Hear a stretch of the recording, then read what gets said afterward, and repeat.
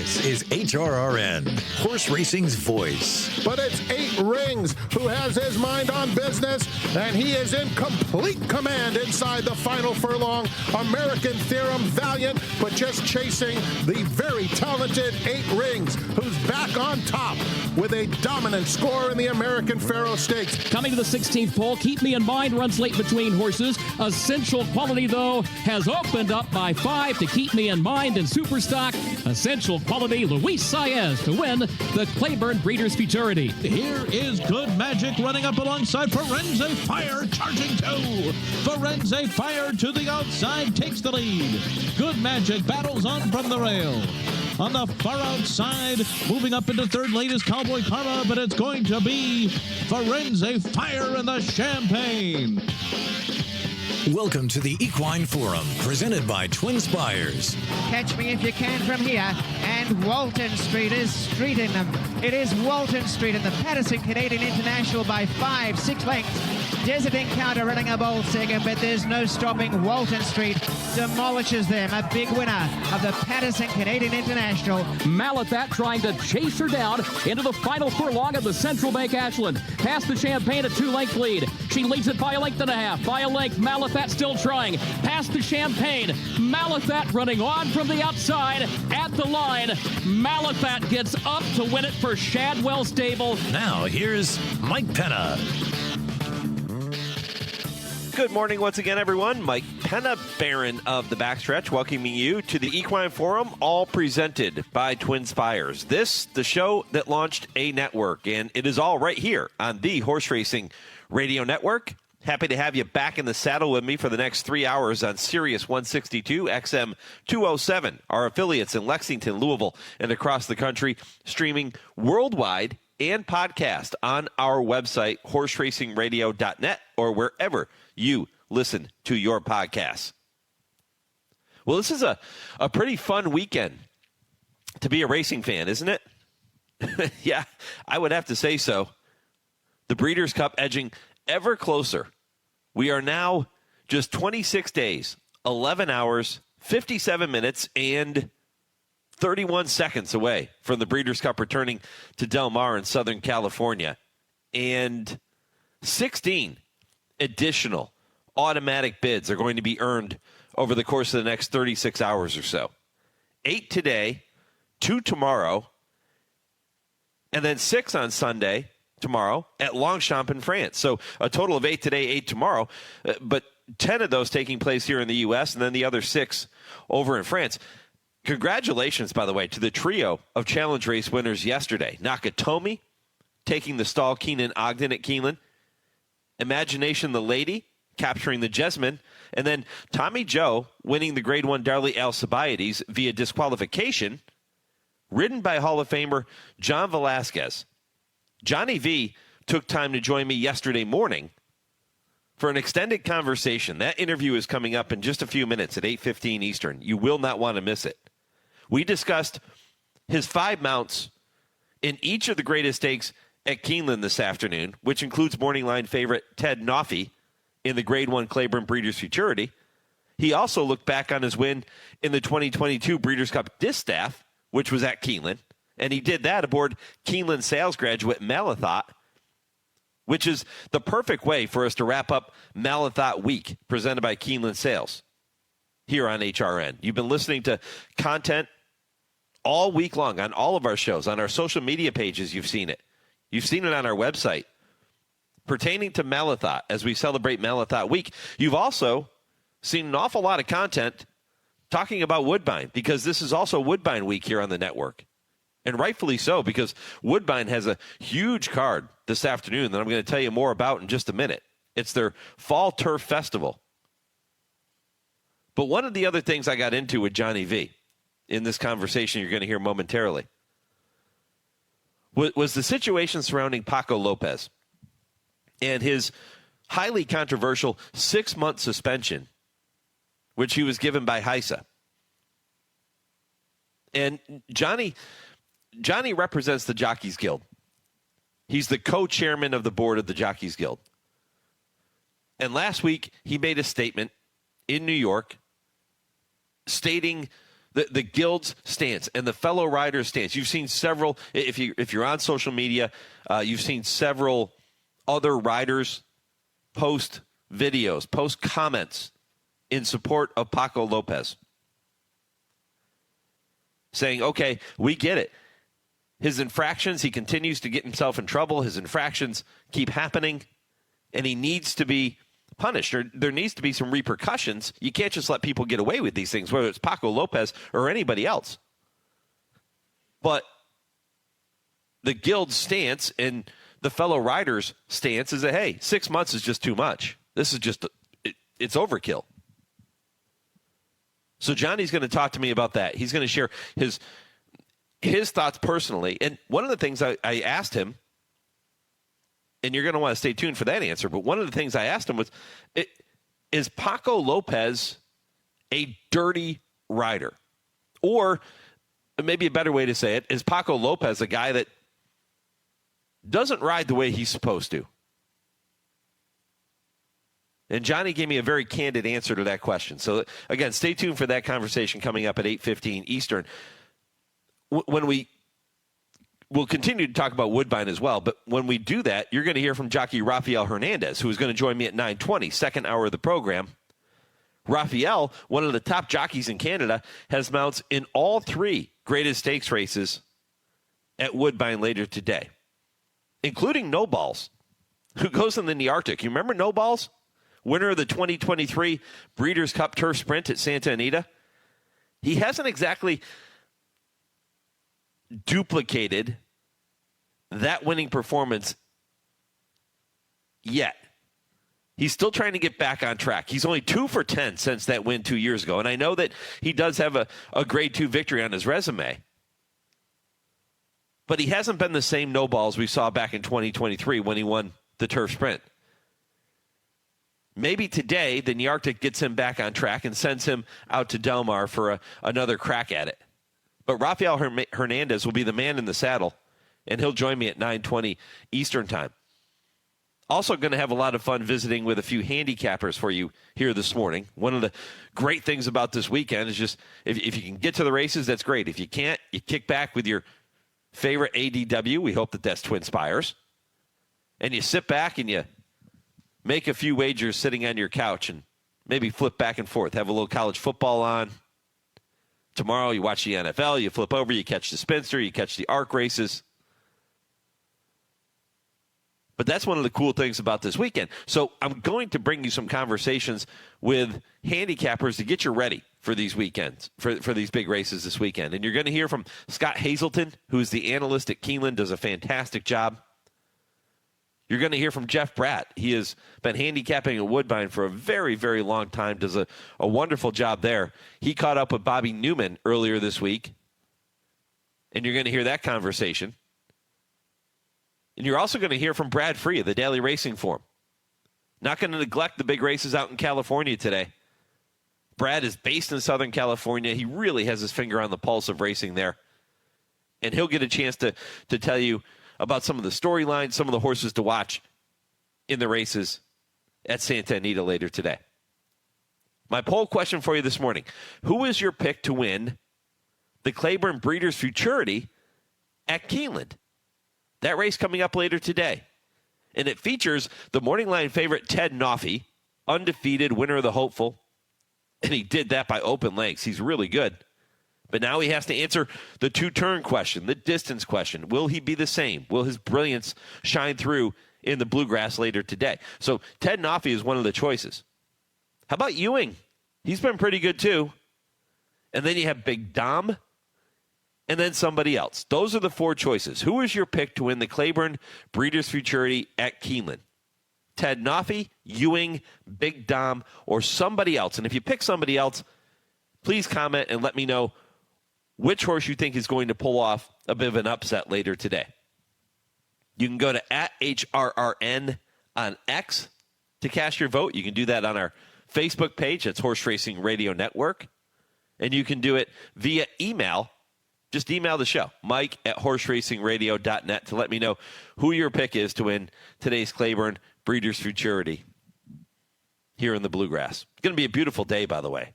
If you're getting out to the races in Lexington, don't hesitate. The whole weekend. Temperatures in the mid-80s, just spectacular. And I know some of you are going to say, it's too hot. Not for me. That's my kind of weather. It's going to be beautiful, fast, firm, great racing. The stakes are high with all the Breeders' Cup implications. Make sure you're going to be there this weekend if you're in Central Kentucky. Time now to check in with our Lee Delapina. He has this week's impossible trivia question. Lee? All right, thanks, Mike. Now, I'm actually not in the studio today. I am in Seattle for my band's album release party. My band, Weak Ass Mushroom Tea, is dropping our 4th album. It comes out today. It's called Unplugged-ish. So if you like rock music and you like streaming music online, you can go to any streaming service. Just type in Weak Ass Mushroom Tea, look for the flaming guitar, and you'll hear our brand new album called Unplugged-ish. Now, since I'm celebrating the release of my band's album, I decided to make the impossible trivia question about horse racing in music.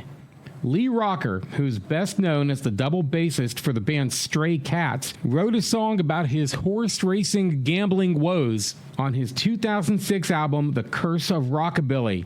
He sings about losing money at famous racetracks like Saratoga and Del Mar, even mentioning Lexington, Kentucky. What is the name of this song? No Googling. We'll give out the answer at the end of the show. All right, there you go. With Lee in Seattle, our very own Kim Price sitting in, running the controls in our Lexington studios this morning, and we are thrilled to have you with us on this Saturday, kicking things off on a huge weekend of racing. I'm with you right up until 11 a.m. Eastern. Can't go wrong when you click on the flaming guitar, right? No, flaming guitar is always a fun thing. All right, coming up next, you're going to hear from the Hall of Famer John Velazquez. As I mentioned, he took time to visit with me yesterday morning because he was going to be so busy getting ready for the races here this morning. He couldn't do it live, but we talked yesterday. And because of that, we didn't get a chance to discuss Tommy Joe, who eventually went on and won the Darley Alcibiades yesterday. But we did get into all of his horses he'll be riding in the greatest stakes at Keeneland today. We talked about Paco Lopez, and we look back on Malathaat in the Breeders' Cup Distaff. It was a fun conversation. It comes your way next on the Equine Forum, presented by TwinSpires on HRRN, horse racing's voice.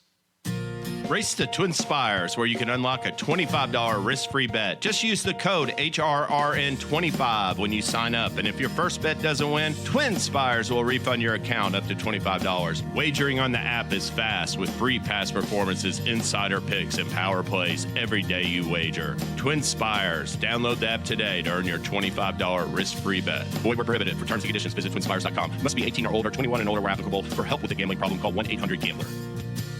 And they're off. Join the Maryland Jockey Club in celebrating the 40th running of Jim McKay Maryland Million Day on Saturday, October 11th at Laurel Park.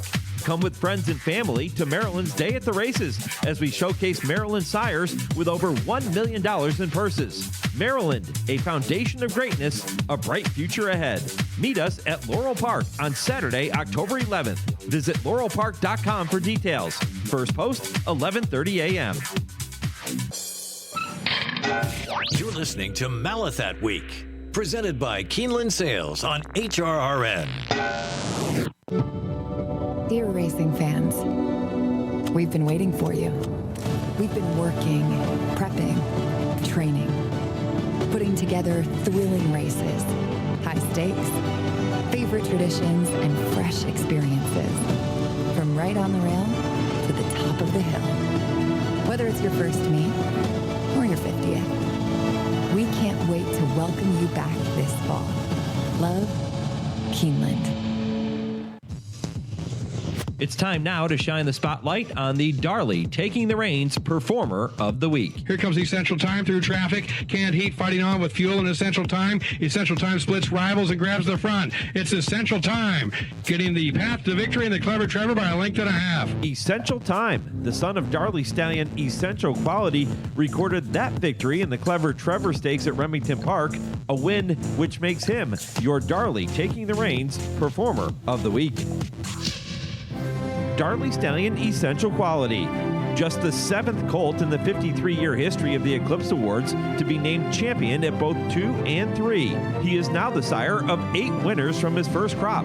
In addition to undefeated stakes winner Chopsticks, he's now represented by Essential Time, who came last to first to win the Clever Trevor Stakes at Remington Park on September 28th. Learn more about Essential Quality and all the Darley Stallions by visiting darleyamerica.com.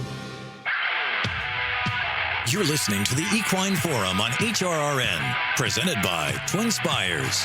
Secret Oath, the leader. Nest goes to second. Society drops back into third position. Blue Stripe is in fourth. Malathaat fifth. Clairiere is sixth. Has to move off the rail to try to find some more running room. Top of the lane. Secret Oath is the leader. Nest, Blue Stripe, Malathaat, Clairiere fifth toward the inside. Secret Oath, Blue Stripe coming forward. Clairiere to the rail. Malathaat to the outside. Blue Stripe has the lead. Malathaat, Clairiere moves up the rail, but still third. Blue Stripe, Clairiere, Malathaat, Clairiere trying. Blue Stripe in front. Malathaat is there. Blue Stripe, Clairiere, Malathaat, maybe. What a finish. 1 minute, 49.07 seconds. What a finish. What a call. Welcome back to the Equine Forum, presented by TwinSpires here on the Horse Racing Radio Network. Kurt Becker had that call of Malathaat prevailing in one of the most thrilling Breeders' Cup Distaffs of all time. That was 3 years ago when the Keeneland September sales graduate returned home to capture that race at Keeneland under Hall of Fame jockey John Velazquez, and she did it by a flared nostril, as Tom Durkin used to say. One of 21 career Breeders' Cup wins for Johnny V, who joins me here on HRN right now to help us celebrate Malathaat Week, presented by our friends at Keeneland Sales. Johnny, she made you work for that one, didn't she? Oh, she did. I'll tell you what. Now that I'm listening to the call, I didn't know he actually called it. You know, I wasn't even sure. We got up. You know, what a great horse. I mean, she actually gave you everything she could in every race, and very proud to be part of the team, and proud that they let me ride it for that long. You know, exciting times and sad times when she retired. You know, I really do miss her. Yeah. Yeah, she was really special. Those three horses coming down to the line in that year's Breeders' Cup Distaff, all of them giving everything they had. And as you said, you didn't even know that you had it with Malathaat, but she did win. I think the official margin was a nose, 3 noses up and down on the line. Take me through that stretch run, Johnny. What do you remember about it? You know, it's funny because, I mean, I was taken out in the 3-8, just right before the 5-16 pole, though, you know, taken out, and she needs a lot of riding, though, you know, and again, with the crop rule regulations, if you will, you know, I couldn't do very much with her. I just kind of continue, you know, keep pumping on her, and hopefully she get back on to the bridle, though, you know. And then all of a sudden they open up 2 on me, though, you know. It's like, oh man, I gotta get after her and try to, you know, at least, you know, let her know that she back on the race, though. And I went after her and I hit her one time, and she jumped on the bridle and started running again. But everybody seems to be running from the 8 pole to the wire. It's like no one wants to give up any inch, though, you know. And I was like, well, I'm gonna keep after you, baby. You gotta get up. And we got head in head, and just by the wire, what I wanted, but always, in the same time, I didn't know if I got it. You know, it's like it was really that close that I couldn't tell, though. You know, from deep in my heart, I was like, man, I think I got it. You never know, really. You never know. I mean, she gave me everything right to the wire, and obviously it was by really small margins, though. You know. But what exciting race, though, you know, I'll tell you what, it's like all the way to the 8 pole, to the wire. No one knew who was going to get there. And I was very, very pleased and very glad that I was the one who got there out of the wire. In a finish like that, Johnny, where it's a blanket finish with 2 or 3 different horses, is it just sheer luck that your nose is the one that's down on the line when the picture is taken? Or can you time that? Obviously, you know, I think it's pure luck in that sense, though, you know. Obviously, the horse is giving you everything they can, and everybody else is doing the same thing, though, you know. You know, her bobhead was right at the wire, though, you know. That's when we got it. So, you know, everybody's running, everybody is trying their best, and she was the one who did it right at the moment when we needed it. You know, I think it's pure luck, though. You know, I mean, she was running, that's for sure. Though, you know, it's just one of those things that she was trying her heart out. And I'm so pleased that we were the one with the head down at the moment when we needed it. Malathaat won 10 of 14 lifetime starts, including 6 grade ones. She retired after that distaff victory with more than $3.7 million in earnings. And among those grade ones, Johnny, were victories in the Kentucky Oaks, the Alabama. I think the Personal Ensign was another one that she won. What do you consider to be, outside of that Breeders' Cup, what do you consider to be a couple of her signature victories, her greatest performances? I think it's the will to win, though, really, though. You know, it's just every time you ask her to do something, you know, and she was there, she showed up in every dance, and she gave you everything she can, though, you know. And it was very strange because she was not a horse that was going to win by a lot, though, you know. And if she did, she won maybe by 2 lengths, and she'd be waiting, though, you know, like she'd wait for the competition. So it's all the things that her mentality was, she'll do what she needed to do to win, though, you know. And like I said, if she was going to win going away, she's not going to win by a lot, though, because she'll wait for the horses. But when she was fighting with the horses, she was on. You know, she was on, and that's what I liked about her, though. You know, that when she had to fight, she was going to fight for everything she can. And that's it. It's the will to win. You know, she loves to fight. She loves to run, and she put it all on the line. You know. Yeah. It's similar to a human athlete, right, who just refuses to lose and wants the ball in the final waning seconds of the game, right? Yeah, yes, very much so. Very much so. And like I said, it's like she went to, if she was going to win going away, she'll wait for the horses. Like she would not open up very far, though, you know. But when she was going to fight, she was going to fight all the way to the wire. You know, a lot of times when a trainer joins me here on the show, I'll ask them about some racing memorabilia that they have accumulated over the years. And a lot of times it's pictures or maybe a trophy or things like that. Do you have a lot of memorabilia from some of the top horses that you've ridden over the years? I do keep the pictures, though. You know, all the horses like her and people, horses that, you know, that give us a lot of pleasure, and obviously on the big stage, if you will. We do keep, you know, pictures from them, yeah, and they're all over the house. Yeah, pretty special stuff. And Malathaat, certainly special. We thank Keeneland Sales for their support of Malathaat Week as we've celebrated that week. We're also celebrating Woodbine Week, by the way, because the Fall Turf Festival is taking place later today at Woodbine. You're going to hear more conversation about Woodbine and the big day coming up later in the show.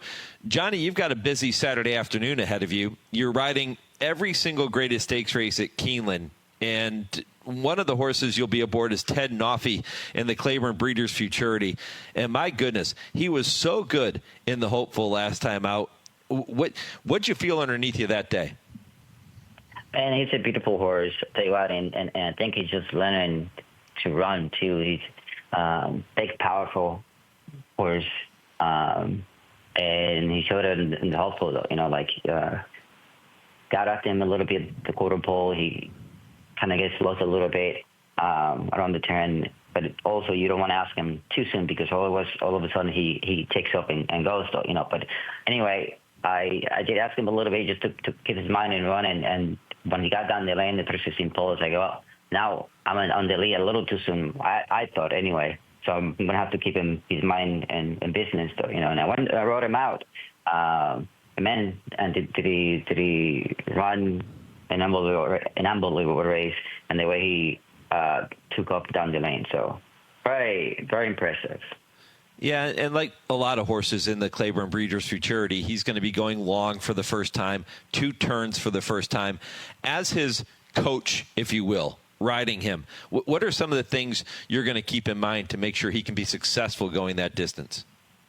Well, the good thing about him, he's not a horse that is very ranked. You know, a lot of these horses get to be very keen the first part of the race. He's not. He breaks really good out of the gate, that's for sure. I mean, at least the first 2 starts, and especially the Hopeful, man. The doors open, he was out of there.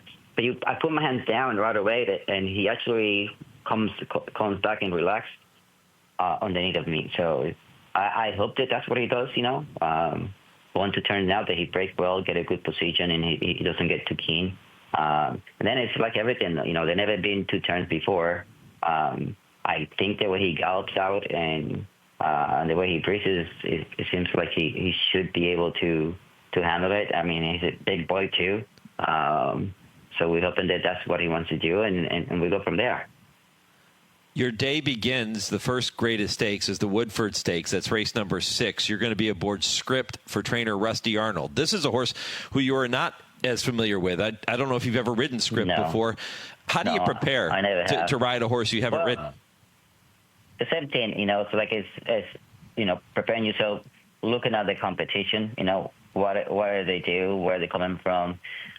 Normally, and then you look for the horse that you're riding, though. You start thinking what's the style of the horse running. And basically, and then I started watching videos. Obviously, I read the form and see where I should be. And then for the most part, you listen to the instructions and a little bit from the training, what the horse like to be and all that stuff. So that all comes into place, though, what are you going to do? Other than that, once the door is open, it's you and the horse, so you got to make decisions then, and hopefully the homework that you do and the horses that you think you need to be following, it works out, though. So it's a lot of preparation, anticipation, basically. That race is 5.5 furlongs on the turf. Is there a strategy, Johnny, that seems to work well in those turf sprints at Keeneland, or does it depend on the horse? Yeah, it depends on the horse, but obviously, there's not a lot to think about. Again, you'll see how much speed is in the race, right? It's the first thing you do. You see how your horse like to be placed, But again, going 5.5, you don't like to be too far back, and you like to be in the middle of the pack if you can. Those are the things that you're going to look right away, though, because there's not a lot to do going 5.5, and you hope that the horses you follow, that's the horse you follow the right horse, basically. Similar situation with 6 furlongs on the main track, which is what the next race is going to be. You'll be aboard number 6, Praying, in that race for Robbie Medina. Now, you do have a little bit of knowledge of her. You've ridden her a few times, but 6 furlongs on the main track. Same situation? Yeah, with her, she's actually she's a really nervous horse. She's the one that you kind of have to keep it quiet in the post-by 8. Hopefully she behaves. I mean, I wasn't there in Saratoga last time out, and I didn't ride her, and she relaxed really, really well that day. And that's the number one thing with her. If you can save that energy for the race, she'll be okay. I mean, she's always had the talent, obviously, to run. It just saved her energy, though, and hopefully we can do that here in Keeneland. Although she was second here in Keeneland. She ran well with me, so I'm just hoping that she actually does the thing that she did in Saratoga. She relaxed really well, came off the pace nicely, and hopefully we can do that again. I think she's definitely very talented, and I think that she can be her worst enemy herself, meaning her nerves can get to her. Well, again, she's going to look to add that Thoroughbred Club of America stakes to her resume if she can pull off the victory in race number 7. Those 2 horses we just talked about, Johnny, one trained by Rusty Arnold, the other by Robbie Medina. You don't ride for them nearly as much as you ride for Hall of Famer Todd Pletcher, and that's been a potent combination over the years. Rakia is trained by Todd. That is your mount in the First Lady Stakes. Grade 1, race number 8. You haven't been aboard her either, but is it different when you're getting aboard a horse for Todd Pletcher? No, I mean, I'm pretty, obviously, very used to what Todd does, and we have a great connection, so when you're riding, at least for me and him, the horses are alive and they're ready to run, though, so pretty easy and comfortable to ride for him, though. And this horse, I mean, I didn't ride this horse yet, so that's another horse that I get some points from Todd and watch the races. I know for sure she likes to be close to the lead, or close to it, she will run from off the pace really far back. But if she's close to the pace and she's comfortable, I think she has a good chance. All right, and you wrap it all up with the Grade 1 Coolmore Turf Mile. That's race number 10. You'll be aboard Donegal Momentum for Tom Morley. Breaking from the inside post. Post 1, going 1 mile on the turf course at Keeneland. This is a horse with early speed. So do you look at the inside post and go, yeah, this is awesome? Or do you say, I'm going to have to do some extra work here? Yeah, that's a tough one because being post 1 and look like he needs to be in the lead, close to the lead, and it seems like it's a lot of pace in the race, so you actually forced to do things that you don't want it to do, look like it's plenty of pace in the race. Hopefully we can be close enough where the horse is comfortable, and we go from there. But, it is a tough race and a tough position for him to be, coming from post 1. Well, it's Hall of Fame jockey John Velazquez here on the Horse Racing Radio Network. As you heard, a very busy Saturday afternoon coming up for him at Keeneland. Johnny, I want to take a minute before I let you go just to discuss the situation with jockey Paco Lopez, who is facing that 6-month suspension handed out by HISA. It's been a very controversial topic since that decision was announced. You serve as co-chairman of the board of directors of the Jockeys Guild, and you made a statement last week regarding this issue. We've seen several jockeys come out in support of Paco Lopez. Where does the Guild and where do his fellow riders stand on this particular issue? Well, really, we feel that the 6 months is way too long, for the kind of violations he accurate with, this thing. Although Paco is a case by case, I think the suspensions is harsh, for the 6 months. So do we think that he needs to be punished? Yes. We just think the 6 months is way too long. I think if he did 10 days or whatever it is that for the infractions they had for the weight violation, so we thought that maybe 20 days would be enough for him. 30 days probably maximum, for him to do or something like this, though. And that's basically what we feel like, though. We feel like it's a long time for a jockey to be out on 6 months for the violations that he had, though. So that's what we stand with, Johnny, explain for people that don't know when you say the whip rule. If people aren't familiar with the protocols now involved in what jockeys face during the running of a race, explain what the whip rule is right now.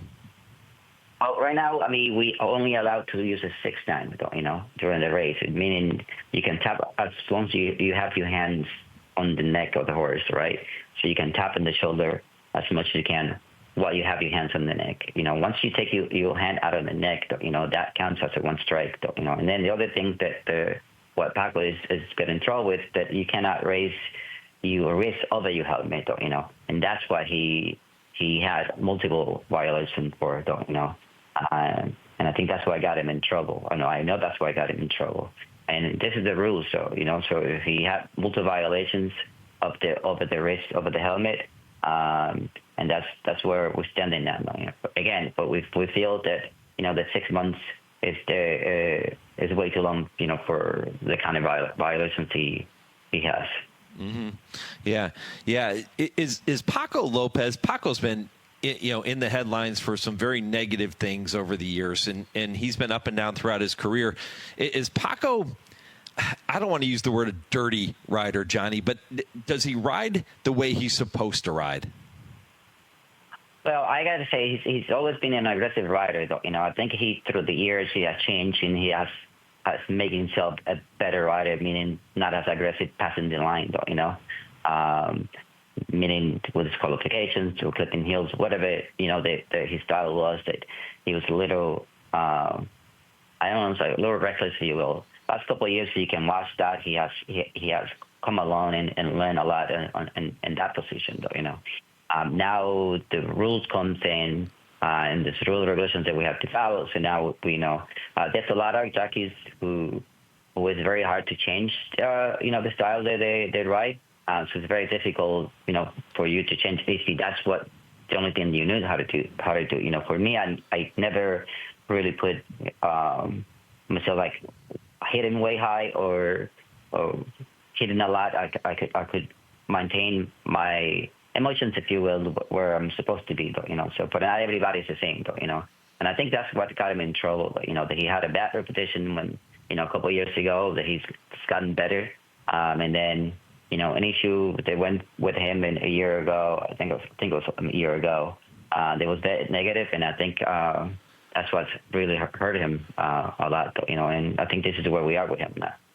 Johnny, from the outside looking in, I've always thought the 6-strike limit was ridiculous. And I know that the whips are now almost like a Nerf football that you're striking the horse with. They're not like the old days when they would actually really hurt a horse. But I thought 6 was just a ridiculous number. I think it needs to be increased. How about on your – I've never ridden a horse before. You're the Hall of Famer. You tell me. Is 6 too low? Well, some horses need more than that, that's for sure, though, and we've been talking about it, and hopefully we continue talking with Hazelton, and I worked in the whip regulations here in Kentucky that we could use it down-handed from the 3/8 pole down, especially for those horses who are lazy, you could encourage them with the whip down as necessary. If the horse start responding, then you have the time to use 6 strikes down the lane. And I think that would be probably the best rule that we can have, because most horses need a little more encouraged than others. I mean, obviously the best horse in the race, or the favorite race, obviously, because it's the best horse in the race, and the other horses need to be encouraged more than that. And I think hopefully we can get in terms that we can come back with that kind of rule that will help everyone, bettors, owners, jockeys, and everybody out. So, and hopefully that'll be the case. Johnny, I know you're working really hard behind the scenes, and you're not alone. There's a team along with you trying to work through a lot of these different issues. Keep up the great work, my friend, and really appreciate the visit here this morning. Safe trip every single time you get a leg up. Good luck this afternoon. Thank you so much. All right, that is the Hall of Famer, John Velazquez, here on HRRN. There are several different layers to this situation with Paco Lopez, and not the least of which is the strike limit. And then, as Johnny mentioned, raising your arm above, raising it too high, above the threshold. And that is another situation that Paco is facing here. So, my thanks to Johnny for taking time to kind of explain those things and to outline his position, the fellow riders' position, the guild's position. I think the other thing that comes into play here, too, is if you're going to start suspending, HISA is going to start suspending jockeys for 6 months. And Johnny said it's not the fact that he's suspended that we have a problem with. It's the time that he is suspended for. Maybe a month. Okay, we get it. 6 months? No, we're not going to stand for that. This is where the problem comes in from his fellow riders. And I think that the concern, too, is that it sets a bad precedent. If you're going to start saying, okay, we're okay with 6 months for these violations, well, where does it stop? Is it 6 months? Is the next one 7 months for somebody who has similar violations? Yeah, as he said, we don't disagree that Paco Lopez needs to be punished for his actions, but they just feel like 6 months is far too much. So when you read about it, when you see things on social media, now you know where Johnny and the riders are coming from. All right, coming up next, we turn our attention north of the border to Woodbine. Jeff Bratt does a fantastic job handicapping at Woodbine. He caught up with Bobby Newman earlier this week. You're going to hear his thoughts on that stellar card as we continue to celebrate Woodbine Week here on HRN. That's coming up right after your Legends of the Turf and this short commercial break. On Sunday afternoon, October 28, 1973, 40,000-plus fans turned out at Toronto's Woodbine Racecourse in somewhat less than auspicious weather to witness the 36th renewal of one of North America's premier racing events. It was the Canadian International Championship Stakes over 1 5/8 miles on the grass. The object of all the attention in the race was the Meadow Stables Secretariat, who'd amassed a record of 15 wins in 20 starts going into the event. He was the American Triple Crown winner, having been the first to accomplish that feat since Citation in 1948, had set 3 track records, a course record, and 2 world records, and he was unscathed on the greenery. He had been Horse of the Year at 2 and was being mentioned in the same breath as the legendary Man o' War in terms of ability. There was a genuine feeling of excitement surrounding his appearance in the International. His owner, Penny Tweedy, and his conditioner, Lucien Lauren, had selected this race over the Prix de l'Arc de Triomphe, the Jockey Club Gold Cup, and the Washington, D.C. International for this particular start. On this championship day, people were lined up 3 deep along every path he took to catch but a fleeting glimpse of this marvelous thoroughbred who had been bemonikered Big Red, the same as the aforementioned Man o' War. There were 11 other horses entered in the race, which brought the net worth to the winner to a rather tidy $92,000 plus. The reasons for the competition were, first, that Secretariat's regular rider, Ronnie Turcotte, was not to be in the saddle. He had received a 5-day suspension in New York, which precluded his availability as reinsman aboard Big Red. Eddie Maple drew the riding assignment, and he had been accustomed to riding Riva Ridge, Secretariat's stablemate. Secondly, the turf at Woodbine was softer and more dense than at Belmont, where Secretariat had great success on the grass. At post time, the weather conditions turned abominable, from a slight drizzle to a light sleet. Late on that Sunday afternoon, Kennedy Road went on out to set the early fractions and continued in the van after the first mile, setting fractions of 47-2 for the half, 137-3 for the mile. That was all she wrote, so to speak.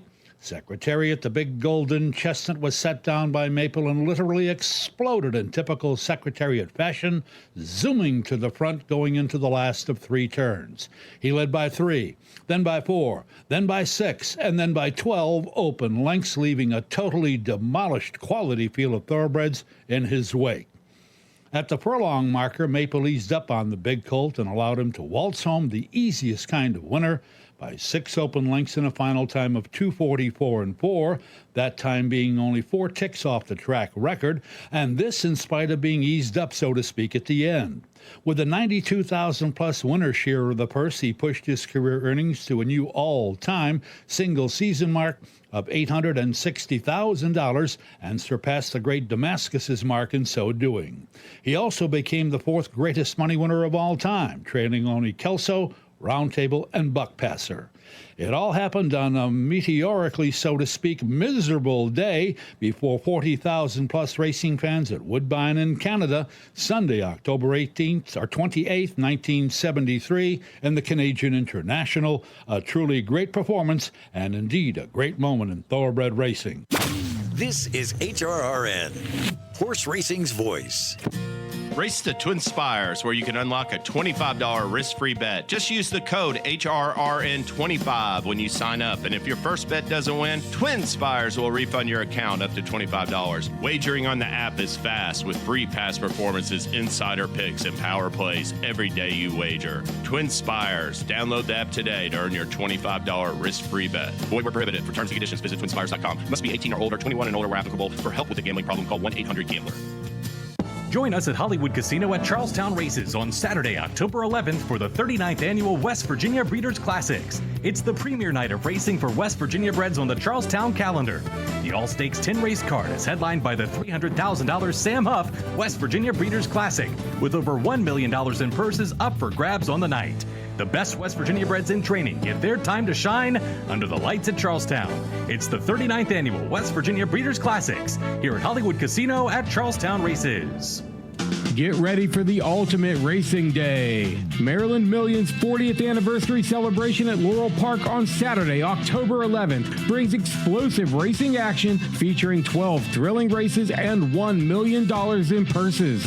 Experience family fun at Horseland at the Paddock, premium dining with perfect track views, and world-class thoroughbred racing. Visit laurelpark.com for info. Watch, wager, and win at Laurel Park, Maryland's Day at the Races. This is Woodbine Week on HRRN. The thrill of world-class thoroughbred racing continues at Toronto's Woodbine Racetrack today with the Fall Turf Showcase. The Fall Turf Showcase brings together North America's best for 5 premier turf stakes, highlighted by the highly anticipated return of the Grade 1 Canadian International. Join us for a day of elite turf racing, style, dining, and much more. First post, 1:05 p.m. Eastern. And don't forget, Woodbine has new post times. First post Thursdays, 5:30 p.m., and Fridays first post of 4:30 p.m. For more information on racing and wagering at Woodbine, visit woodbine.com. You're listening to the Equine Forum on HRRN, presented by TwinSpires. Then Beer Can Man, Roses for Deborah and No Balls, and they're into the stretch, and it's living the dream. Coming into the final furlong front, No Balls is rallying up the rail. Arzak is there on the outside. Big Invasion is getting going. No Balls has taken the lead. Big Invasion into second. Here's the wire. No Balls in the Breeders Cup Turf Sprint. Big Invasion was second. Ace Up Staples was third. Larry Colmus with a call of No Balls winning the Breeders' Cup Turf Sprint a couple of years ago, but it's been a struggle for him since that time. Just 2 for 10 since that win in the Breeders' Cup Turf Sprint. We'll see if he can get back on track later today in the Grade 2 Nearctic at Woodbine. That is one of 3 graded stakes races on tap north of the border as part of the Fall Turf Racing Festival. No Ball is going to be ridden by jockey Rafael Hernandez, who is coming your way at 9:20 Eastern. He'll join me live from Woodbine to talk about his runners in all 3 of those graded stakes. But earlier this week, our Bobby Newman had a chance to visit with Woodbine handicapper Jeff Bratt, and he walked through each of those races for you. And here's that conversation right now. We head north of the border now. Our good friend Jeff Bratt, who is on hand. Jeff, another big weekend coming up at Woodbine. 3 big graded stakes tomorrow, highlighted by this year's Canadian International. A bit of a different feel this year, Bobby, as our E.P. Taylor Turf Course is under renovation. So just like on Mile Week, now these races have been moved to the inside turf course. So normally the 1.5 miles on the bigger course, that helps the Europeans. Will it hinder them coming up in the big races tomorrow? You know, I was looking a little bit at the history of the Canadian International. Of course, it's very well known for being the final victory and lone turf win in the illustrious career of Secretariat, back when he won it in 1973. I didn't realize until a little bit earlier that Joshua Tree, I knew he won the race 3 times, but he won it with 3 different riders for 3 different trainers. And I don't think I had him any of those 3 times. That's my top pick as well. So, yeah, no, what an awesome horse he was. And he clearly loved it here. And just think of how tough that is to do, to ship here every time and win. And he was a fun horse. And speaking of 3-peats, Godolphin looking for their 3rd consecutive victory in this race. Obviously, you know, you look ahead at what's to come, and a bit of a tough draw for their top prospect there. But, you know, this race has been interrupted a couple of times because of COVID and racing schedules and stuff like that. But it is such an important race for us to have, and I'm so glad it's back on the calendar. All right, well, before we get to the Canadian International, 2 other great graded stakes earlier in the day. Race 5 is the Grade 2 Nearctic. Sprinter is going to go 5/8 of a mile on the turf. Should have a pretty big favorite here. Bring the Band Home was awesome in his most recent 2 starts at Saratoga. You kind of how the now horse in this race against the guy trying to get back to where he once was, and that being No Balls, who has that 1 lone victory so far this season, but has been such a fun horse to watch throughout the years. He does love it here at Woodbine. He loves the synthetic, and he loves the turf. But, the big name is obviously Bring the Band Home, and this is a stepping stone towards the Breeders' Cup Turf Sprint. And I actually picked him last year in the Arctic, and he kind of laid an egg on that day. But that was on the big course, and now we're going to shorten things up to go just 5 furlongs, and the race clearly goes through him. I mean, there are other locals in this race. They're taking a bit of a shot, and we do have a European shipper, that being the Striking Viking. But I think the 5 furlong distance might be a bit of a question mark for him. So I hate to say that I'm very unoriginal in this race, Bobby, but Bring the Band Home. I think we'll have a marching parade going on after a victory in the Arctic coming up on tomorrow's program. Well, whoever wins the Grade 2 Dance Smartly in race number 8 will probably pay more than Bring the Band Home would if he gets the job done in the Nearctic. Fillies and mares going 1 1/16 miles on the turf. Hard to tell who's actually going to go favorite. Morning Line says it's either going to be Ready for Shirl or Caitlin Her Greatness. Right, and Keeneland Her Greatness can't keep a rider, which is amazing for the quality of horse that she is. It was Hernandez, and that was Flavian Pratt. Now Flavian's not going to be with us at Woodbine coming up on the program tomorrow. So now you get Fraser Abley, who picks up a very good mount in here. And what is interesting now is Woodbine has joined First Racing with a bit of a partnership agreement that the winner of this race will get an invitation to the filly and mare Pegasus on Pegasus Day, taking place at Gulfstream during the wintertime here when we'll have tons of snow on the ground. So that's kind of an added incentive. And listen, Ready for Show, she's obviously dropping down significantly in class. There are no She Feels Pretties in this race. There are no Diamond Reigns in here. So I think she'll be very happy to get into a bit of an easier spot in here. And then you have Hurricane Claire, who could be a real nice pace setter in this event. It might go a long, long way up front.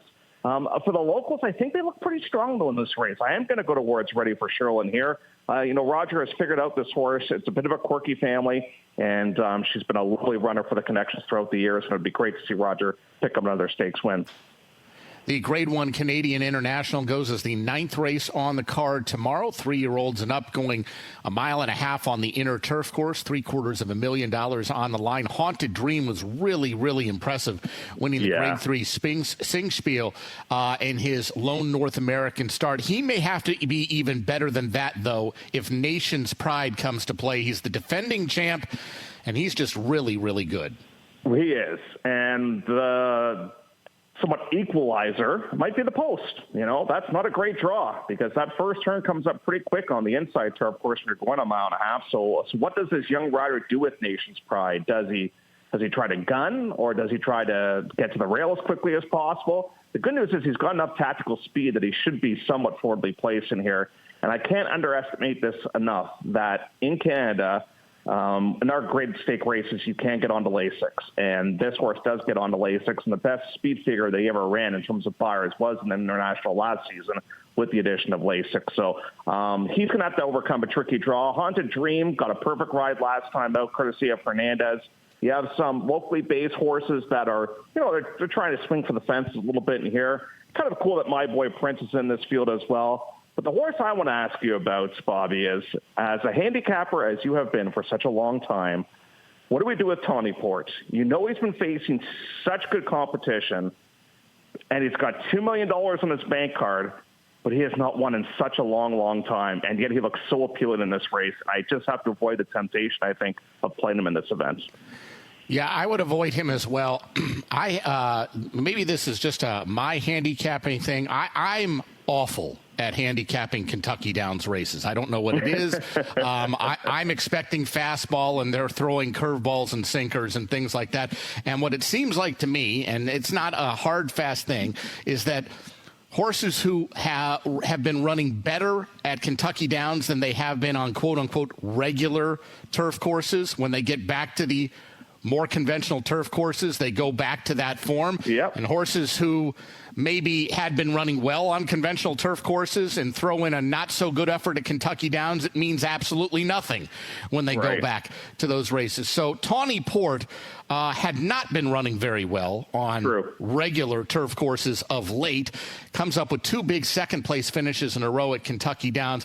My guess is he's going to have to run even better than that if he wants to win the Canadian International. Better question, it may be, how big of a deal is it that William Buick is not in to ride Nation's Pride? Yeah, I mean, I don't know what the scheduling is like. I know getting flights out of Toronto could be tricky, and obviously, there's big races, the ARC and stuff like that. So I don't know if that has something to do with it. But this young rider, what is he, 19, 20 years old, is going to ride this horse? But I think you're right. Like, William Buick is obviously a more experienced rider, but I just find the Appleby horses, when they come here, they reach another level, and they're just so much better than what we have. So sometimes I just tend not to even look at the rider, just look at the horse specifically.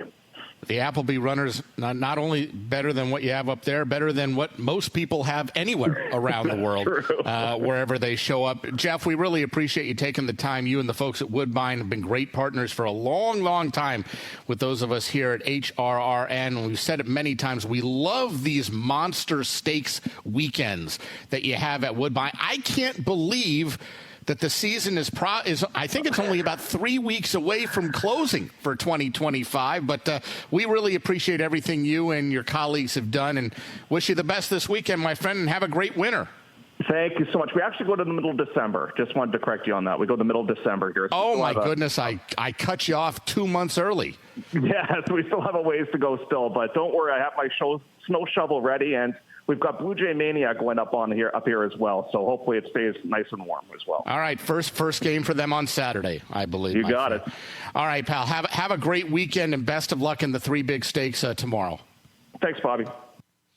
All right, that's Jeff Bratt with our Bobby Newman. That conversation took place yesterday on Betting with Bobby. First post today, by the way, at Woodbine, 1:25 Eastern. And get locked in because it is part of a huge weekend of racing all across North America and around the world. If you add in the racing at Longchamp tomorrow and those 6 Winning You're In events as part of the Arc de Triomphe program, it's a really tremendous weekend of racing, all leading up to the Breeders' Cup World Championships in early November at Del Mar. When I come back, I will tell you about a brand new member of our HRN family, which is a really cool concept. You don't want to miss this one, and I'll get you ready for Hour 2 and tell you what's ahead in Hour 3. This is the Equine Forum on the Horse Racing Radio Network. Woodford Feed, where tradition merges with technology.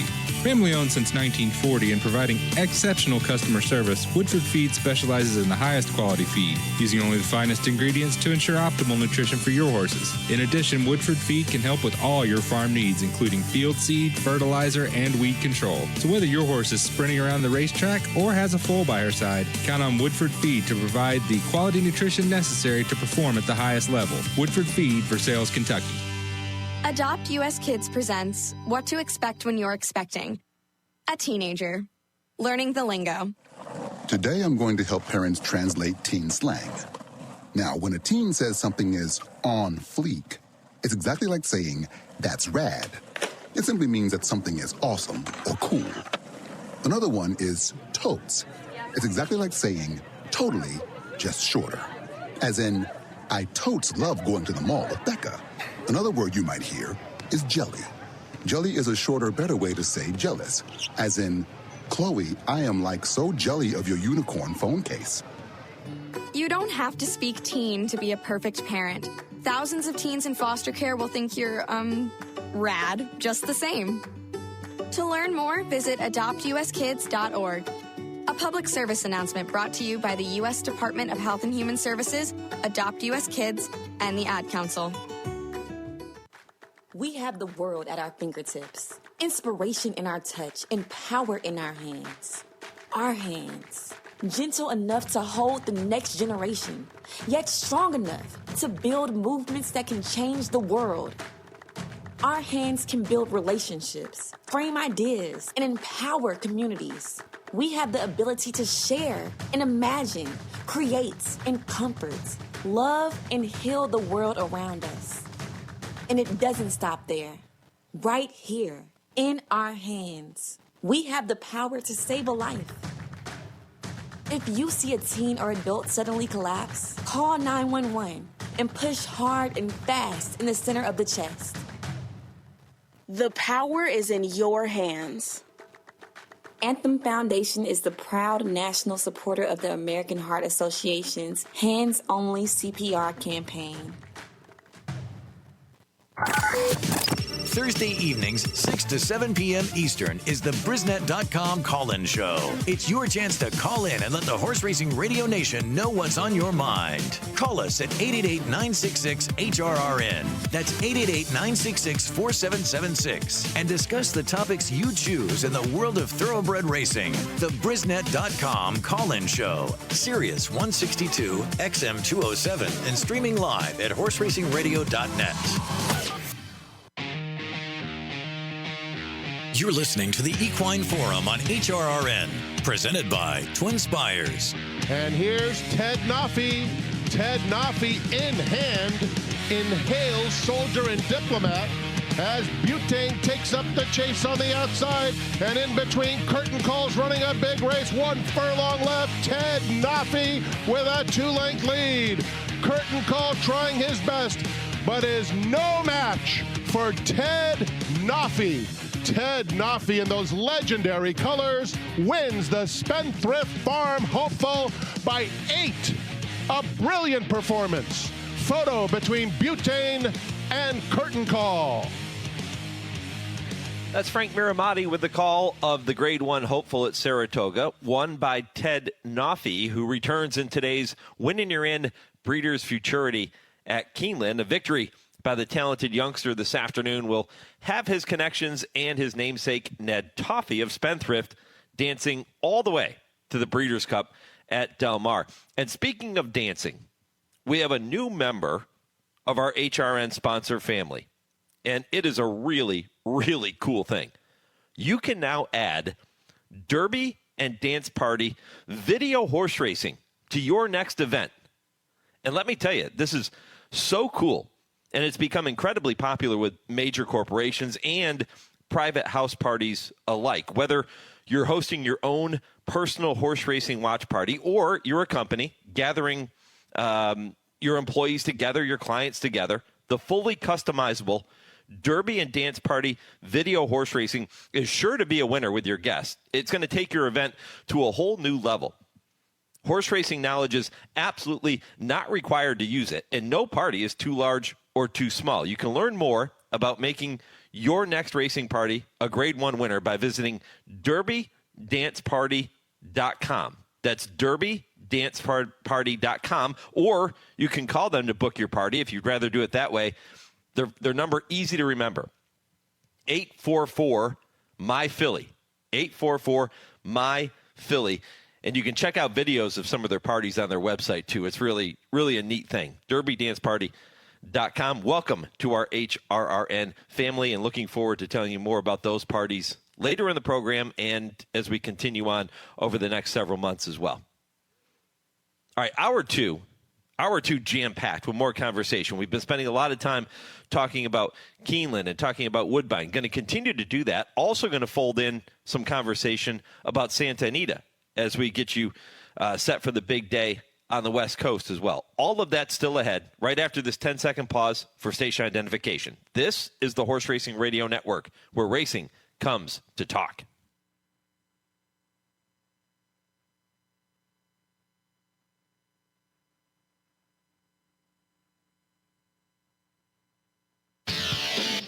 This is the Equine Forum, presented by TwinSpires.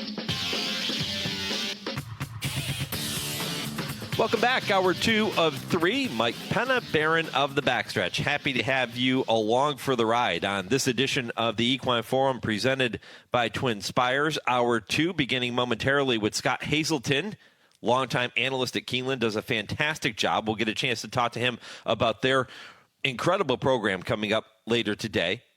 Jockey Rafael Hernandez comes your way at 9:20 to preview his mounts in the big races at Woodbine this afternoon. And then we go down the road to the Breeders' Cup at 9:40 Eastern with Brad Free of the Daily Racing Forum. He is based in Southern California. Nobody better to talk about the storylines and the horses to beat in those races and at Santa Anita today than Brad Free of the Daily Racing Forum. Hour 3 kicks off at 10 o'clock Eastern, and we'll get a chance to bring you this week's TwinSpires Triple Play. Vance Hanson will give you 3 races to watch and wager on with TwinSpires this afternoon. Kurt Becker Stroll Through Racing History, presented by Keeneland, comes up at 10:20. And at 10:30, I Ask, They Answer with trainer Dale Romans, turf rider Tim Wilkin, and a special guest this week, jockey Brian Hernandez Jr., who continues to recuperate from his fall at Churchill Downs. He's not doing a whole lot right now other than healing, so he's going to join us for that segment at 10:30 Eastern. Should be a lot of fun. We'll kick around some of the hottest topics in the sport today and get their thoughts on a few different things. Well, if you missed the impossible trivia question this morning, we gave it. I think this one is really tough, and you can challenge yourself and see if you can get it right. I'll pass that question along for you in just a little bit. But now it's time to join Scott Hazelton, who joins me from Keeneland, to talk about their massive day, all the win in you're in action, all the greatest stakes action coming your way in the heart of the Bluegrass this afternoon. Scott, good morning. Mike, how you doing, my friend? Doing well, buddy. Doing well. Our Steelers are in first place, so that's a good thing. It is a good thing. And the last I heard discussed about the Steelers was from Kurt Becker during the September sale, and he said that you told him you'd given up on him, that you were done. You were finished. You weren't watching anymore. You'd gone to the game, and that was it. All right. First of all, if you're going to listen to Kurt and you're going to take what he says as gospel, we have bigger issues here, my friend. I've never heard Kurt Becker lie, so that's my only defense. One of the great guys in racing. By the way, what a job he did calling those races yesterday. What was your biggest takeaway from the racing that we saw yesterday at Keeneland? Oh, man. I mean, I think now the 2-year-old filly division is sort of left in question when we thought we had a clear leader with Tommy Joe. I mean, I think, Todd Pletcher said that he thinks that she'll gain a lot out of that, and she got tired, in the latter half or latter stages of that race. So let's see what happens at Santa Anita today and out in New York as well at Belmont at Aqueduct. And I think, and this is not some shocking revelation, but the day that Brendan Walsh had yesterday with, especially his young horses, I mean, you just got to watch out for him moving forward, and whether that, moves on to Breeders' Cup or just with these 2-year-olds turning 3 next year. I mean, Brendan came with it in a big way yesterday. Yeah, he did. And he's a guy, and he joins me quite often here on the program, and I've said this before. He's one of those trainers, and there are several out there that do such great work, and I don't think we look at them in the same way that we look at a Chad Brown, a Todd Pletcher, a Steve Asmussen. They don't often get the credit that they truly deserve.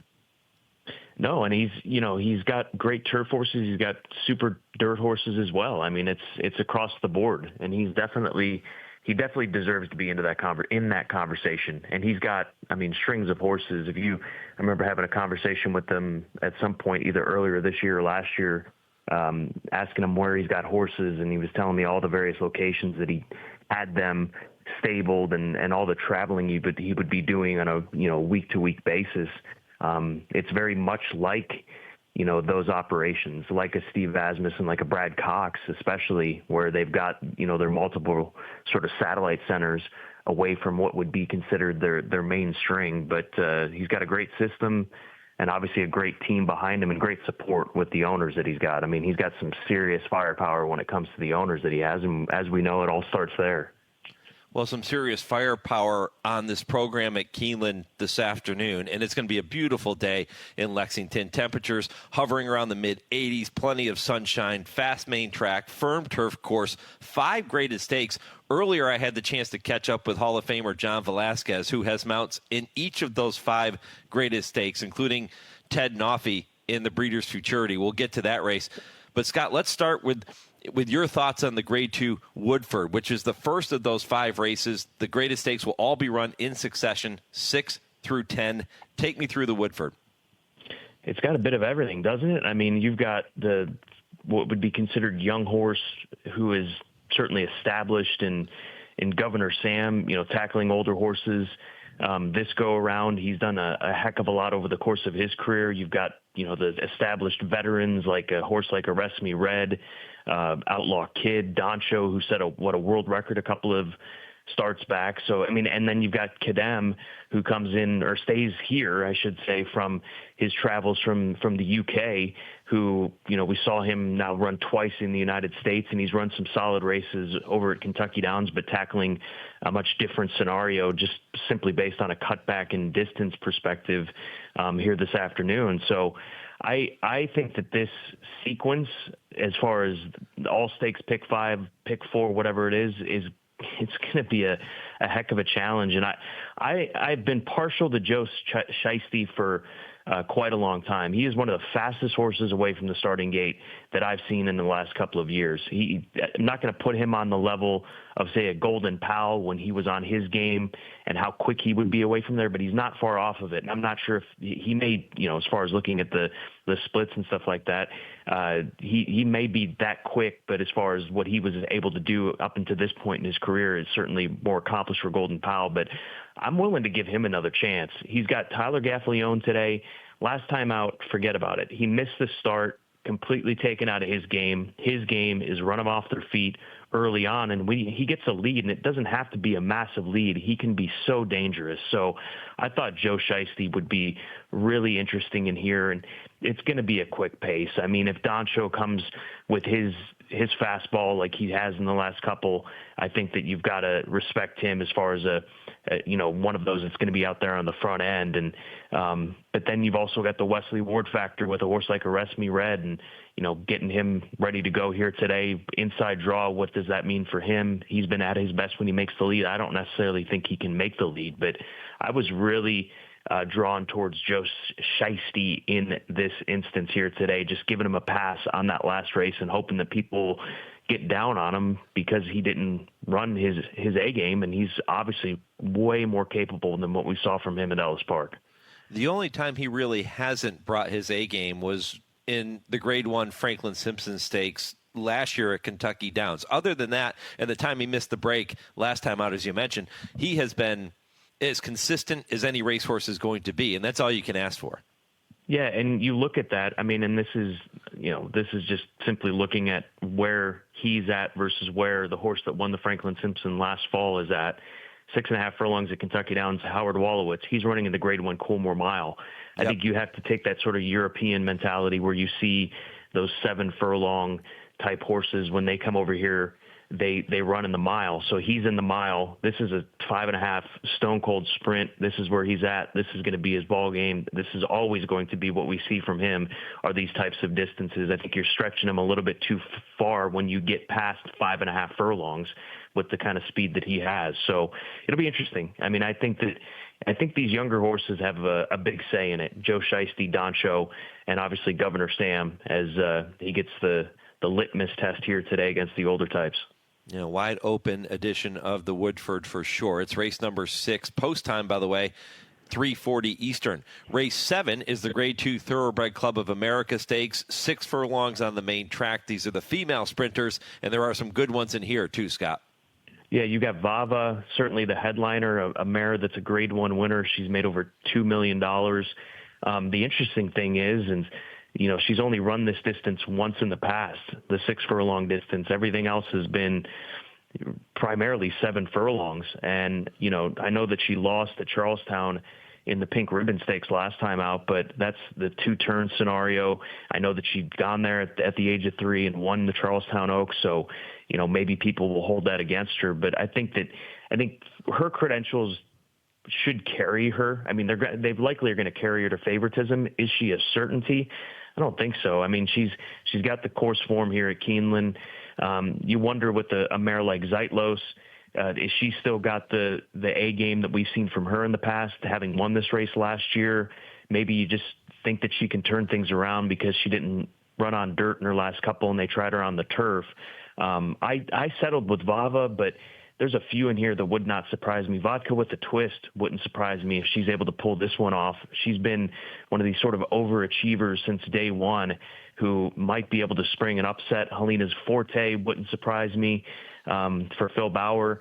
And I've always loved Randy Morris's mare Taxed. She shows up every single time. And there's a chance that, in my opinion, she lays back and makes a run like Nakatomi does, because we've seen her be able to do that. I know it was against Allowance Company back in March at Oaklawn where we saw that style work for her, but she has been so consistent, and she ran 3rd to Positano Sunset last time out, who's a Grade 1 winner. She wasn't far off Torpedo Hannah and Royal Spa in a relative short field in the Fleur de Lis, but she's one of those mares that she lays it out there every single time. And I hope that for Randy, she's able to do that, because he's been a dear friend of mine since I was a young boy. And I think that she's a mare that deserves this kind of a race, given how good she's been over the course of her career.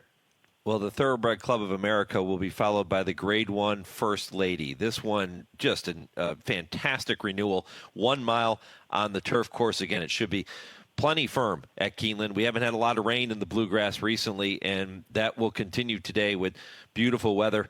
How'd you see the First Lady, my friend? This is a bear, isn't it? I mean, Choitia, you start from the inside. She's obviously capable, having won the Jenny Wiley back in the spring. What about her last couple of races? Maybe the softer ground at Saratoga got to her, but she's going to get fast ground here today. And, maybe that's a negative too, because if you remember back to the springtime, we had so much rain in those weeks, especially the first few weeks here at Keeneland Racecourse. But she's definitely a good mare for Simon Crisford. Rakia is one that would not surprise me with this fast ground here today as well. I know that she's seen some quick ground in races like Gulfstream and what have you, but her Goldacova win back when she was with Owen Burrows making the trip out here from the UK for what would it be Breeders Cup weekend last week. She was very stylish that day, and I remember speaking to some of the Shadwell folks leading into that race and said, watch out for her. We really think that she's got a big U.S. Career ahead of her. So I'm using her on my ticket, my pick 4 ticket, the All Stakes pick 4. I also think that you've got to respect the filly to the outside of Miguel Clement and Cheyenne Stables, Ozara. That's the one I ended up picking on top. I think she can sit handy. I think that even if the pace is quick in here, which I would expect it to be, she shouldn't be too far off of it. And she's consistently come with solid runs and getting her first Grade 1 test here today. But, I mean, this is a race with so much depth to it, as you would expect. You've got Chad Brown with the Juddmonte filly in Sagesta. I mean, you could make a case really for any one of these horses in here to win this race. But I went 10, 5, and 2. Those are my top 3 selections, led by Ozara out of Miguel Clement, who's, just so seamlessly kept his father's operation going at the highest level, and saw it how many times this last summer at Saratoga.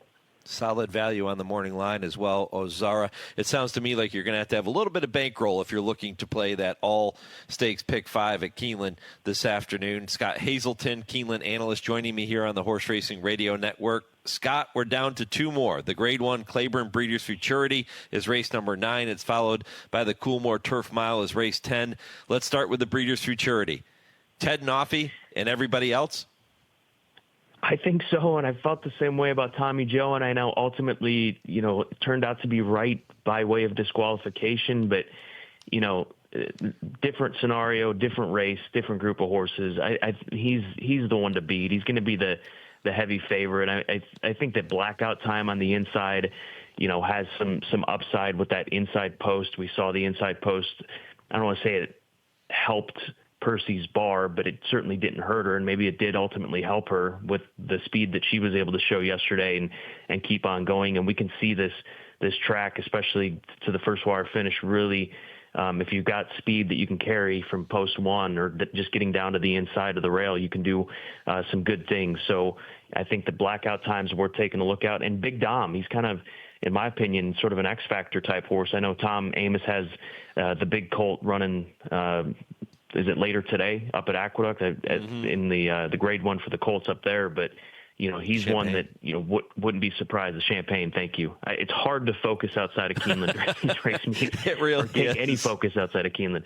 But ultimately, I went to Ted Noffey on top. But another race where I think that you could go, 3 deep to try to, get through this race. But I know that you've got to make decisions at some points in these, pick 4s or pick 5s, especially on a day like today with the depth of these races. And I if you were to look for a single in this sequence, I don't want to say anything's obvious, but he would, to me, would be the most likely single that you would lean on in today's sequence of events as far as those, multi-race exotic races that are going to get so much attention with the stakes quality.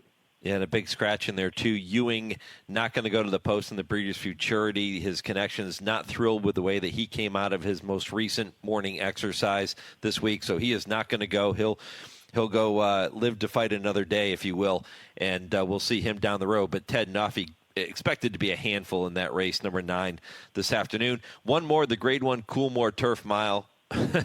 You talked about the depth of some of these other ones. How about this one, my friend? This is really deep. It is, and you've got, Aidan O'Brien's got one in here. The Griffard yard brings one over from France and Woodshana for John Stewart and Resolute Racing. And, his form lines and the horses that he's run against have been pretty darn good. He was third in the Group 1. You go back to his race 2 starts ago. He won a Group 1 at Deauville, beating who was, this is going back a ways. He beat the Lion in Winter, who at one point in time was thought to be the best 3-year-old that Aidan O'Brien had from a classic division perspective, and that didn't pan out. But, you go even further back. I know this is going back to May, but it translates to what happened a month later. He was able to beat Time for Sandals, who sprung a big upset in a Group 1 at Royal Ascot. So he's got form. He has good form as far as the company that he's kept, who he's beat, who's been not beaten by all that far in especially his most recent race. So you got to consider him. I think that Howard Wolowitz has some upside here trying the mile for the first time. And we were just talking about that when handicapping the Woodford.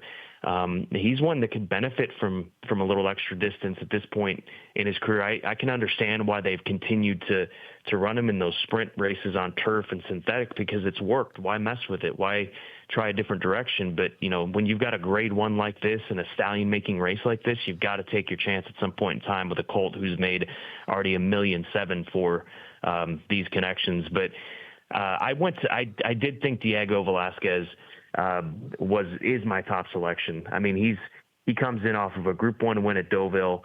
The fact that Aidan opts to come here versus staying back in Europe and running on the ARC card, I think, to me, just shows that he's got a strong head to play over there, and this horse would be his Breeders' Cup, FanDuel Breeders' Cup mile type of horse. And he's another one who's kept, good company. He just beat Notable Speech, a Guineas winner, in that Prix Jacques Lemois back on the 17th of August. And I had a chance to see him the other day. We were out in the morning back at the barn where they have all the Europeans kind of grouped together in 2 barns not far from the sales pavilion here at Keeneland. And he looked awesome. He was full of energy after coming back from the track. He's got that beautiful European build. He's a, $2.8 million yearling from a few years ago, son of Frankel. He's got everything going for him. And, Frankie Dettori, he's a master in these situations. So I thought on the top end he would be the play, but again, another race. I went 3-4. I went 4-3-8 in that order of preference, but 3-4-8 when it comes to these multi-race exotics, because never sleep on Chad Brown in a Grade 1 on turf at Keeneland. And he's got Program Trading, who I know he's beaten by Donegal Momentum last time out, but this horse may benefit from the cutback in distance and a little bit more speed in this race. Scott, another outstanding appearance here on the program. Really appreciate the time. Enjoy every single moment of that great card later today here in the heart of the Bluegrass, Lexington, Kentucky. Should be a lot of fun, my friend. Mike, can't wait for it, and always great to catch up with you, and hope to see you soon. Hopefully get a chance to chat soon. Anytime you need, my friend. You got it. Scott Hazelton, Keeneland analyst, does a fantastic job. And, as you could tell, those races wide open later today. And other than Ted Noffey, who I think you can use as a single, other than that, you're going to have to go deep in some of those races and bring your bankroll with you if you're playing that all stakes pick 5. Also, if you're going to be celebrating a big win or just enjoying a great day out in Lexington, Kentucky after the races, make sure you visit Tony's of Lexington. I've told you for months and months and months and years on this program that it's the best steak I have ever had. I was there just a couple of weeks ago. It was incredible. It is the best steak you will ever get. The atmosphere is fantastic. The service is great. It checks all the boxes, as they like to say. Tony's of Lexington, get your reservations now. They are going to fill up quickly. They're probably already full. But give them a call and see what you can do. See if you can get in. As Tony likes to say, there is always room for one more at our table. They'll find a way to get you in. Tony's of Lexington, right behind Rupp Arena on Main Street. Give them a call today. Enjoy a fantastic meal if you're going to be in town for the Keeneland races. Up next, we turn our attention back to Woodbine. Rafael Hernandez, one of the top jocks in Canada, will join me from Woodbine next. This is the Equine Forum, presented by TwinSpires on HRRN.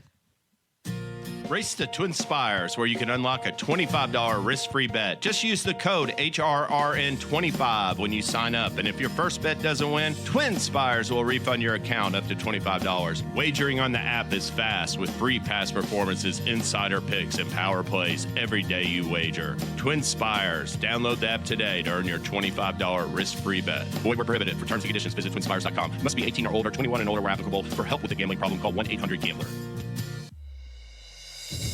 Will you accept the Breeders' Cup Challenge? The chance to compete against the best in the world?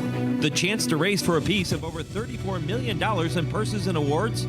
The chance to be a champion. Winning a Breeders' Cup Challenge Series race gives you the chance to do just that, with an invitation to horse racing's biggest event of the year, the Breeders' Cup World Championships in Del Mar, where finish lines become the start of a legacy and starting gates shine on the world stage. Win a Breeders' Cup Challenge Series race and earn an automatic starting position in a Breeders' Cup race. Entry fees paid by the Breeders' Cup, a Nominator Award of $10,000, travel awards, and so much more. Here, winning a Challenge Series race is just the beginning. View the schedule of Challenge Series races happening around the world and learn more at breederscup.com/challenge. Keeneland Sales is proud to present Malathaat Week. All this week on HRRN. Dear racing fans, we've been waiting for you. We've been working, prepping, training, putting together thrilling races, high stakes, favorite traditions, and fresh experiences. From right on the rail to the top of the hill. Whether it's your first meet or your 50th, we can't wait to welcome you back this fall. Love, Keeneland. You're listening to the Equine Forum on HRRN, presented by TwinSpires. And in the Singspiel, back in front, Legal Catch with Roscar. 3 wide, Dancing in Denial. Haunted Dreams come 4 wide. Toes and Wish running on really well. And Venencia goes to the rail. Back in front, Roscar. Dancing in Denial. And now Haunted Dream down the outside, and Toes and Wish right through in the center. Out wide, Haunted Dream and Toes and Wish near the inside. And it's between the two. Haunted Dream and Toes and Wish. And Haunted Dream just too good for them. Wins the Singspiel a length. Second, Toes and Wish. Third, Dancing in Denial. And fourth, Venencia. Then Roscar at last, Legal Catch. Robert Geller bringing them home in the Grade 3 Singspiel at Woodbine back on September 6th. The victory under jockey Rafael Hernandez. He will join me momentarily. He's going to be a busy man today. Haunted Dream comes out of that Singspiel and now goes in the Grade 1 Canadian International. And Rafael will once again get the leg up aboard Haunted Dream. He's also riding the other 2 greatest stakes as well as part of the Fall Turf Festival at Woodbine. And we continue to celebrate Woodbine Week here on the Horse Racing Radio Network. All week long, you've gotten the opportunity to hear special content pertaining to those 3 greatest stakes races. And Rafael has had so much success north of the border and anywhere that he has ridden. 3,345 wins coming into today for Rafael Hernandez, and he joins me right now, live from Woodbine, here on HRRN. Rafael, good morning. Good morning. How are you, Mike? How's everybody? Doing really well, my friend. It's great to hear your voice and catch up again. My goodness, you're going to be busy today. Yeah, I am. Thanks God, everything's going to be good, and we have a 3 good chance in the turf, the big 3 great stakes. So, yeah, we're going to be busy.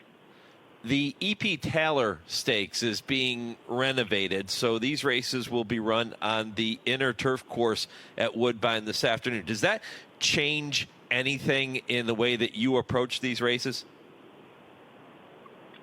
You know, I got lucky at the horses I ride.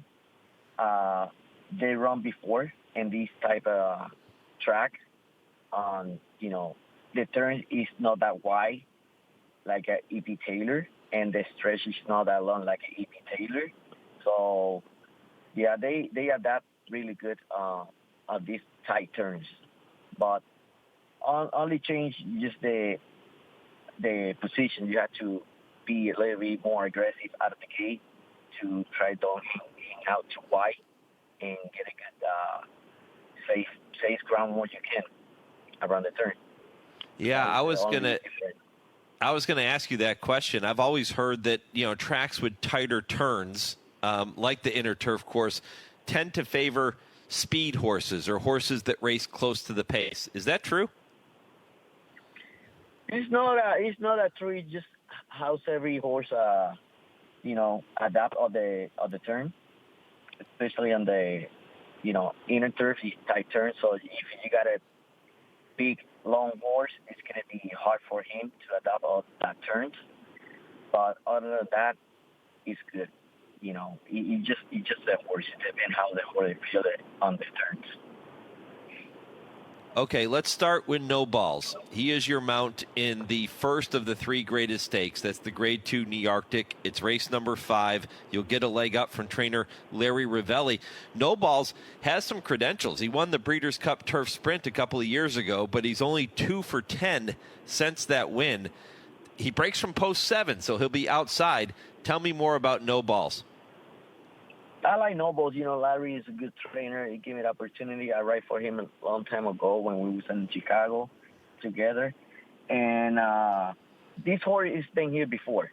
No Balls is not a new on Woodbine.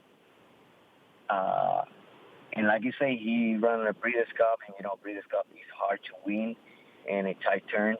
You have to be aggressive, and he did it before. I don't see why he cannot do it today. And he got the courage and the aggressive. The horse is a nice horse, and he got the speed too.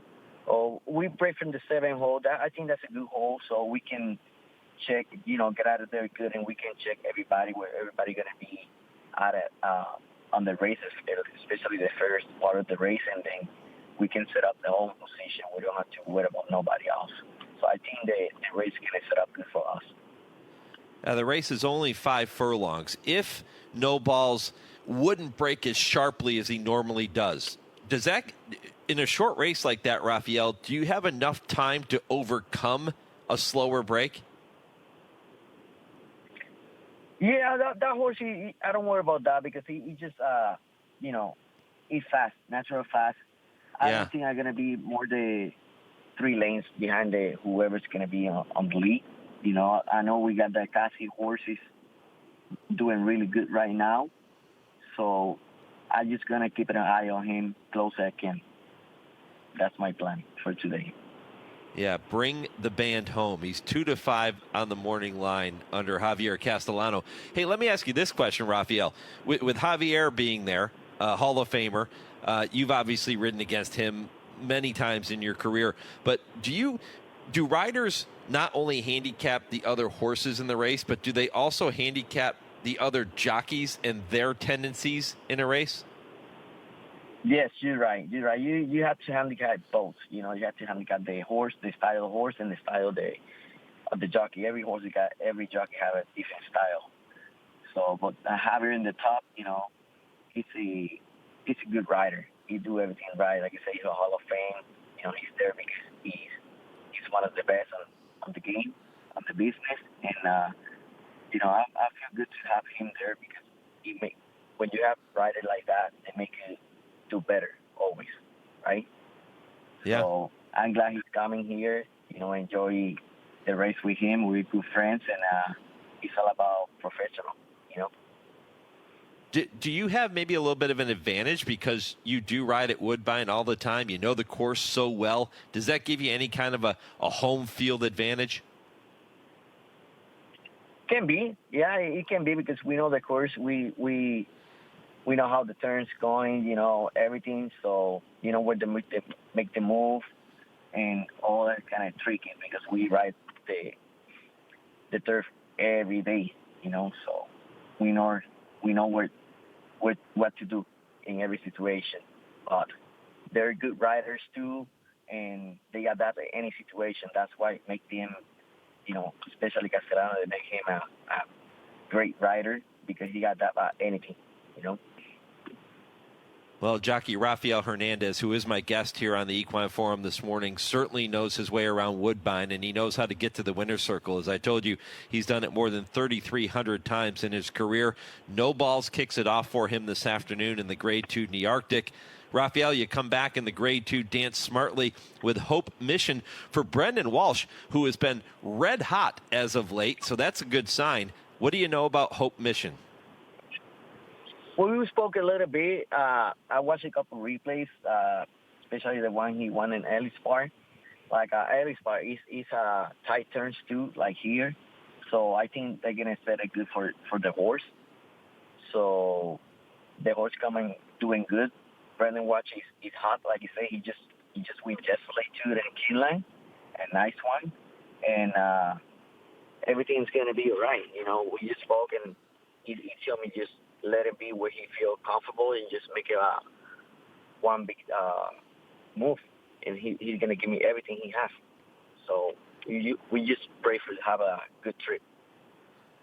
One of the horses to beat in there, if not the horse to beat, is Caitlin Her Greatness for Kevin Attard, and you know her as well as anybody. You won the King's Plate aboard her last year in 2024. You've ridden her many, many times. Does that give you any kind of advantage, knowing her so well? That's good when you know horses you're gonna go against, right? That's a good. But she's a good horse, so I know she's gonna be one of the horses I have to keep an eye, you know, because I know what she's capable to do. So it's just like try to ride my own race and do the best for my horse. How about the Grade 1 Canadian International? Haunted Dream, we heard the race call coming out of the commercial break of Haunted Dream taking the Grade 3 Singspiel. You were aboard that day. Tell me more about Haunted Dream and what you felt underneath you back on September 6th. Oh, it's a nice one. I like that one a lot. Very classic horse. You know, you do everything right. Let him do what you want to do. You can set off. And when you ask him to go, just press the gas and you do it. You know, he's that kind of horse that you want to be on the top. Last time when I was riding, I was so confident. I was stuck inside all the way, and when I want to put it outside, so you do it, the job done. And I think it's going to set up good today too, especially we got a good post and one hole, so I think we're going to have time to save the ground all the way and try to look at the way out down the lane and let it do your own thing. It's interesting to hear you say you got a good post with post number 1. A lot of times when a horse draws the rail, the connections are pulling their hair out because they don't want to be inside.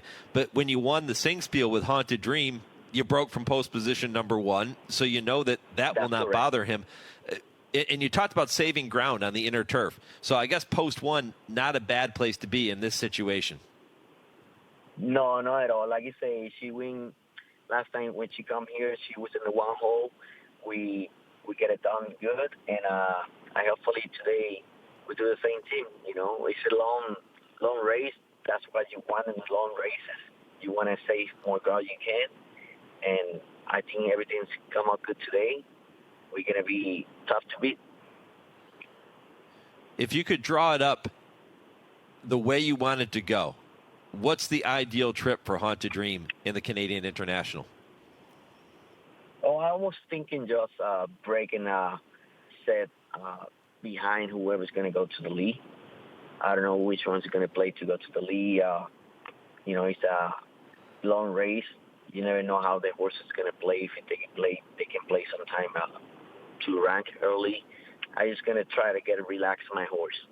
Try to put him behind any horse and get the horse, the breathing of the horse relaxed, to don't fight with him too much during the race.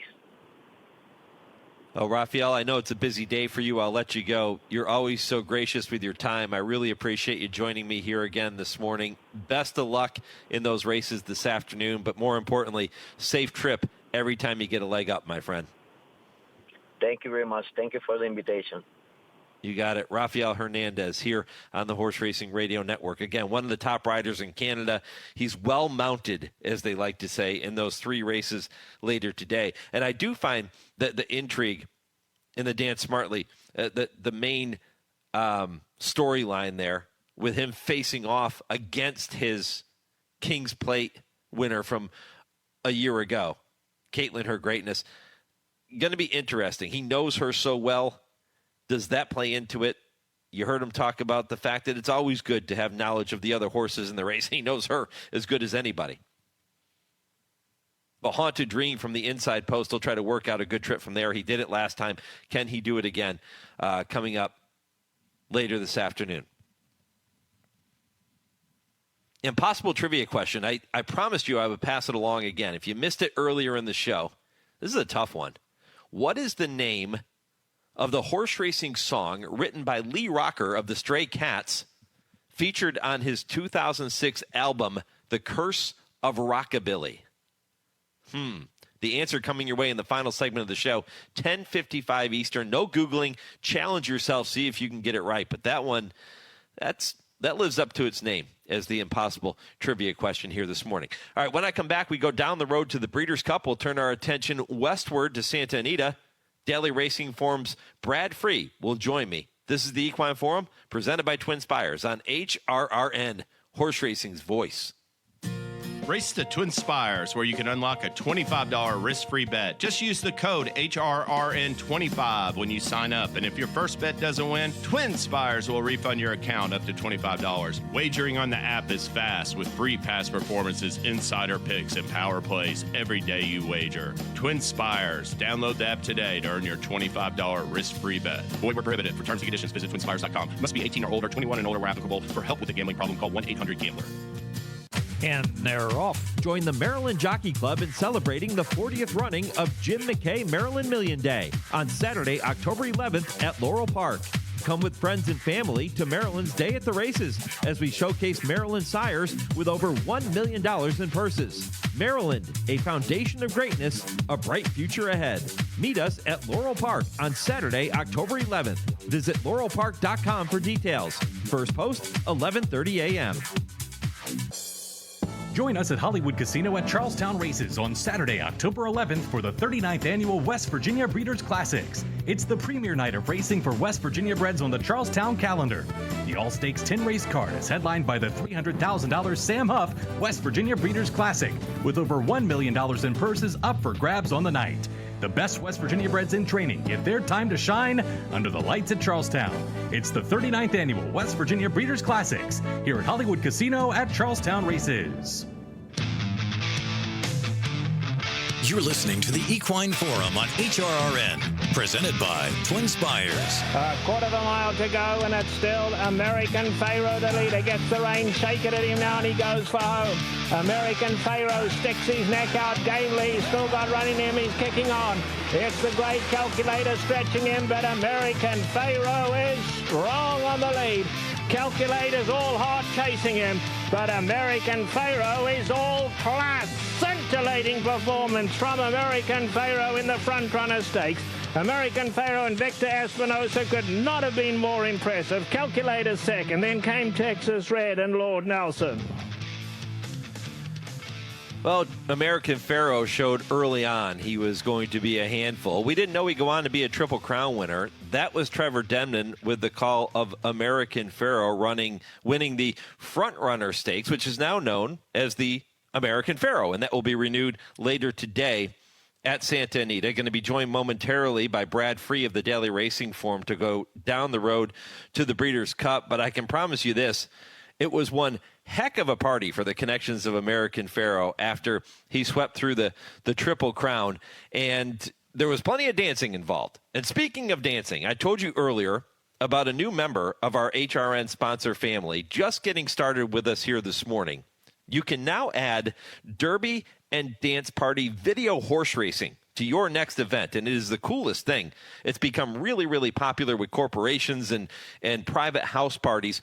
Whether you're hosting your own personal horse racing watch party or you're a company looking to gather your employees and clients together for a party coming up, whether it's a holiday party or whatever the case might be, The fully customizable Derby and Dance Party video horse racing is sure to be a winner, with you and with your guests taking your event to a whole new level.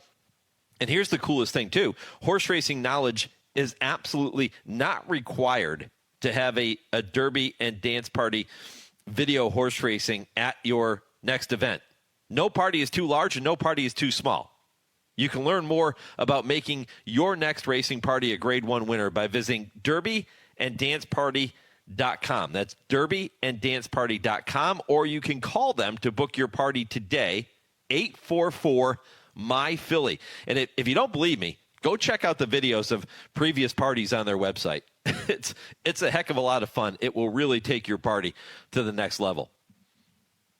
Well, we go to the next level here on the show as I get a chance to welcome Brad Free of the Daily Racing Forum and go down the road to the Breeders' Cup. We'll talk about the big day at Santa Anita.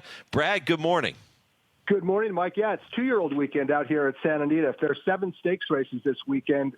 5 of them are for 2-year-olds, including a pair of big ones this afternoon, the Grade 1 American Pharoah and the Grade 2 Oakleaf for fillies. So we're going to have some sorting out to do in the juvenile and juvenile fillies division after this weekend is complete. And after watching the Alcibiades yesterday afternoon from Keeneland, I got to believe that the 2-year-old, the juvenile fillies winner, is not going to come from Kentucky. It might very well come from California if these fillies can go 2 turns, and we'll find out more about that this afternoon. But some good 2-year-old racing this weekend at Santa Anita. Yeah, you know, I think a lot of people were looking at that Alcibiades thinking, okay, we're going to see the next big thing, if you will, in the 2-year-old filly division. But as Scott Hazelton, who joined me earlier in the program, said, you know, now we're kind of left wondering where these fillies stand on the national landscape with that particular division. Yeah, that was not a strong race yesterday afternoon at Keeneland. Percy's Bar crossed the wire first. She earned an 80 buyer. Tommy Joe, the odds-on favorite, who was put up via DQ, earned a 75. Those are not the types of numbers you would expect from a juvenile fillies, favorite or one of the favorites. So, we have the Frizette this afternoon at Aqueduct and the Oakleaf this afternoon at Santa Anita. I can't wait for the Oakleaf. There's a filly here I really like. My only reservation is I don't think we're going to get the price that she's listed on the morning line. But we'll talk more about the Oakleaf, which is race 9, a little bit later. But some answers are going to be forthcoming today. Yeah, Brad Free. We call that a tease in the business, right? We'll tease that selection coming up later in the conversation here. But let's start with the first of 5 stakes races at Santa Anita this afternoon. That's the Grade 3 Chillingworth Stakes, and that's 6.5 furlongs on the main track. It's race number 2, 4:30 Eastern, 1:30 local time in Southern California. How'd you see the Chillingworth? Well, there's only 5 fillies and mares in this 6.5 furlong sprint, and Tamara is the even money favorite, and deservedly so. We talked briefly about the juvenile fillies. Tamara was odds on to win the 2023 Breeders' Cup Juvenile Fillies at Santa Anita, and she bombed at odds of 4-5. She came out of that race with a splint injury, and it has taken forever for trainer Dick Mandela to get her back to the races. She made 1 start last year in November. She ran super in defeat. This is her first start since then in nearly a year, but she's training well. She's the fastest in the field. She has speed, but she does not require the lead, and her 2 main pace rivals are drawn to her inside. So Tamara is ready to go first start back. She should win this race, and if she does, it'll be a question of, how fast did she run, and will she be able to be competitive against her, really a stablemate that's better than she is right now. I'm referring to Copian. Copian sat this race out. She's going to train into the Breeders' Cup Filly Mare Sprint. But Tamara, she should win this race. She's just the fastest, best filly in a relatively modest group of filly mare sprinters that is absent the top filly mare sprinter in California, that being Copian. All right, that race is followed by another short field. That's the Grade 1 American Pharoah, this one for the 2-year-old boys. We touched on it earlier. Is it Bob Baffert and everybody else? Kind of looks that way, doesn't it? I mean, there's 6 in this field, and 4 of them are trained by Baffert, and that's been the situation in California. It's uncomfortable for everyone, except for Baffert and his owners. It'd be nice to see some of this talent spread out through other barns, but it is what it is. Baffert has 4 of the 6. Does he have to win this race? No, I don't really think so. Intrepido, trained by Jeff Mullins, is a pretty good colt coming up in off a huge maiden win. He won by more than 3 lengths. But Baffert has the goods. I mean, Desert Gate is the 3-2 favorite. Christopherson, the 9-5 second choice. Desert Gate finished second in the Del Mar Futurity, Mike, and in my opinion, he was best. I know the race was won by odds-on favorite Brandt, trained by Baffert, who's going to train into the Breeders' Cup Juvenile, Brandt is. But Desert Gate did not get away well. He was blocked behind horses. He only lost by a length. I think he was best. He trains like a colt that will run long, and we'll find out this afternoon in career start number 4. But Desert Gate looks relatively solid. Christopherson earned a giant number first time out. He's only started once. It was a 6-furlong sprint. He raced virtually gate to wire. He earned a 90 on Beyer, a 3.5 on Thoroughgraph. He's the fastest horse in the race on speed figures, but his training since his maiden win has not been quite as impressive as you would expect from a horse with high expectations. And in fact, on September 28th, Christopherson and Plutarch, another Baffert trainee, a maiden, worked in company, and according to Andy Harrington of National Turf, Plutarch was slightly best in that workout. Not only was Plutarch slightly best, but Plutarch is entering the American Pharoah today. It's a mile and 16th off 2 very solid runner-up finishes. One was on dirt, the other was on grass. He has trained very well since then. Plutarch is listed at 10-1, and I'm going to probably dabble a little bit with Plutarch if his price is that high. I think he has a chance to spring an upset over his more highly regarded Baffert stablemates, Desert Gate and Christopherson. Intrepido, I mentioned earlier, he's coming up off a big maiden win. So you have to beat Baffert in this race. He's won this race 13 times. Chances are he's going to win it again, probably with Desert Gate, but watch out for Plutarch at a price. He's a maiden. Maidens have won this race in the past, and he's going to be rolling in the lane. So Desert Gate's my top selection. Plutarch would be a long shot to tinker with. Brad, it would be nice if Plutarch had a little bit of pedigree though, wouldn't it? I know. He's only by Into Mischief out of a grade 1 winner, Stellar Wind. I mean, can't you do any better than that, Baffert? I mean, really. No, it's funny because he has pedigree, and it looks like he has the ability that might match that pedigree. So we'll find out a lot more about Plutarch this afternoon.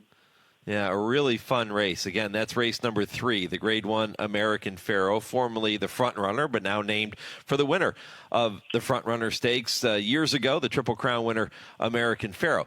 Okay, how about the Grade 2 Rodeo Drive, which is race number 8? We go from race 3 to race 8. We wait for the next stakes race. The Rodeo Drive, always a lot of fun, 1.25 miles on the grass.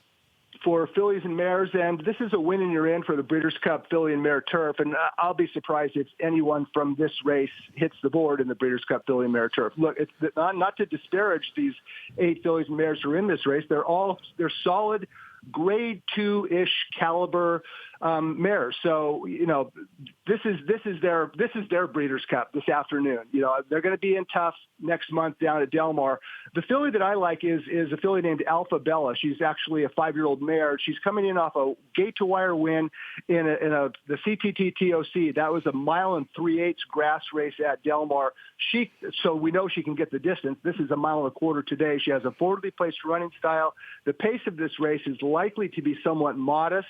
I think Alpha Bella is the horse to beat, but the horse that finished second in the CTT TOC, Starry Heavens, I wouldn't sell her short at odds of 10-1. And the reason is she did not get away well. She's a pace presser, a turf route pace presser, and Starry Heavens did not break well. She was forced to play catch-up the entire race. She rallied from 9th and finished second. She ran a lot better than it might look on paper. I think Starry Heavens, with a clean break, if she can get a forward position, she could possibly spring an upset. But I think the race goes through Alpha Bella. The morning line favorite is number 7, Amber Cascade, coming in off a runner-up finish in the Grade 2 Flower Bowl. That was at Saratoga.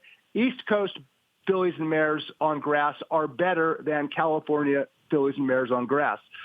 But Amber Cascade is a late runner in a race that could unfold at a soft tempo, so I think she's kind of up against it. Respect her, picked her third, but I go with the 2 locals, Alpha Bella and Starry Heavens in the Rodeo Drive. Brad, we teased it earlier in the conversation. The Grade 2 Oak Leaf is race number 9, 1.16 miles on the main track for the 2-year-old ladies. What do you think? Who's your pick? Well, there's a filly here I really love. Her name is Lawali. She won her career debut going 5 furlongs at Del Mar, and from there she went into the Del Mar debutante at 7 furlongs. She did not have a good trip that day. She broke from the outside post, but her rider inexplicably took her down to the rail, and she kind of got blocked and kind of had to wait for a second start filly. She had to face some adversity, and she finished third across the wire, beaten by a pair of Baffert trainees, Bottle of Rouge and Explora. Lawali is trained by Mark Glatt. Everything that she has ever done has suggested that she will love 2 turns. She's by constitution out of a gemologist mare. She is training exceptionally well. I don't know if she would have won the Del Mar debutante with a different trip, but she could have finished a lot closer and certainly would have given Bottle of Rouge and Explorer a battle. So I love Lawali today. As I said, she's 4-1. I don't think I'm the only one who likes her. So I expect her price to drop considerably. And if she goes into 5-2 territory, I'm just going to sit and watch and brag about it after she wins. But she'll have to beat Bob Baffert's odds-on favorite Explora, who also ran very well in the Del Mar debutante. She was a runaway debut winner at Del Mar. And then in the Del Mar debutante, she broke from the rail. She was under pressure every step of the way. She got worn down by her stablemate, who got a perfect trip, Bottle of Rouge. Bottle of Rouge, by the way, is training into the Breeders' Cup Juvenile Fillies. Explora, I understand that, she's the 4-5 favorite. I can see her. I picked her second. But Lawali at 1/116 this afternoon, if Antonio Frisu can give her a little bit better ride than he did last time out, I think she's going to relish 2 turns. I expect Lawali to win the Oakley Stakes at a price considerably shorter than her 4-1 morning line. Well, that covers the greatest stakes action for this afternoon at Santa Anita. Brad, I literally have about 30 seconds left before I have to get to a break. Give me a quick thought on any race we haven't talked about this weekend. Yeah, how about on Sunday in Zuma Beach? There's a maiden by the name of Medici, a very well-bred maiden, an Into Mischief colt out of a Grade 1 winner. I think Medici can break his maiden into Zuma Beach.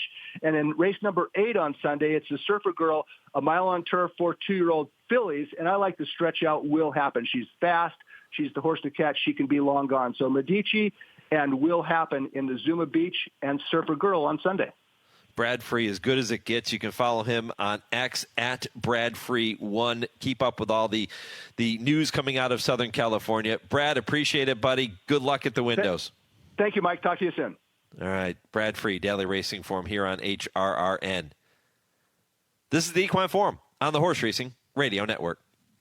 The National HBPA is continuously working to protect the health and welfare of horses by advocating and funding research to help reduce equine injuries, lobbying for a national testing lab to oversee and establish absolute uniform laboratory protocols, advocating for every track to undergo an annual independent surface assessment, passionately supporting off-the-track thoroughbred retirement facilities and adoption groups, and so much more. See additional HBPA initiatives at nationalhbpa.com.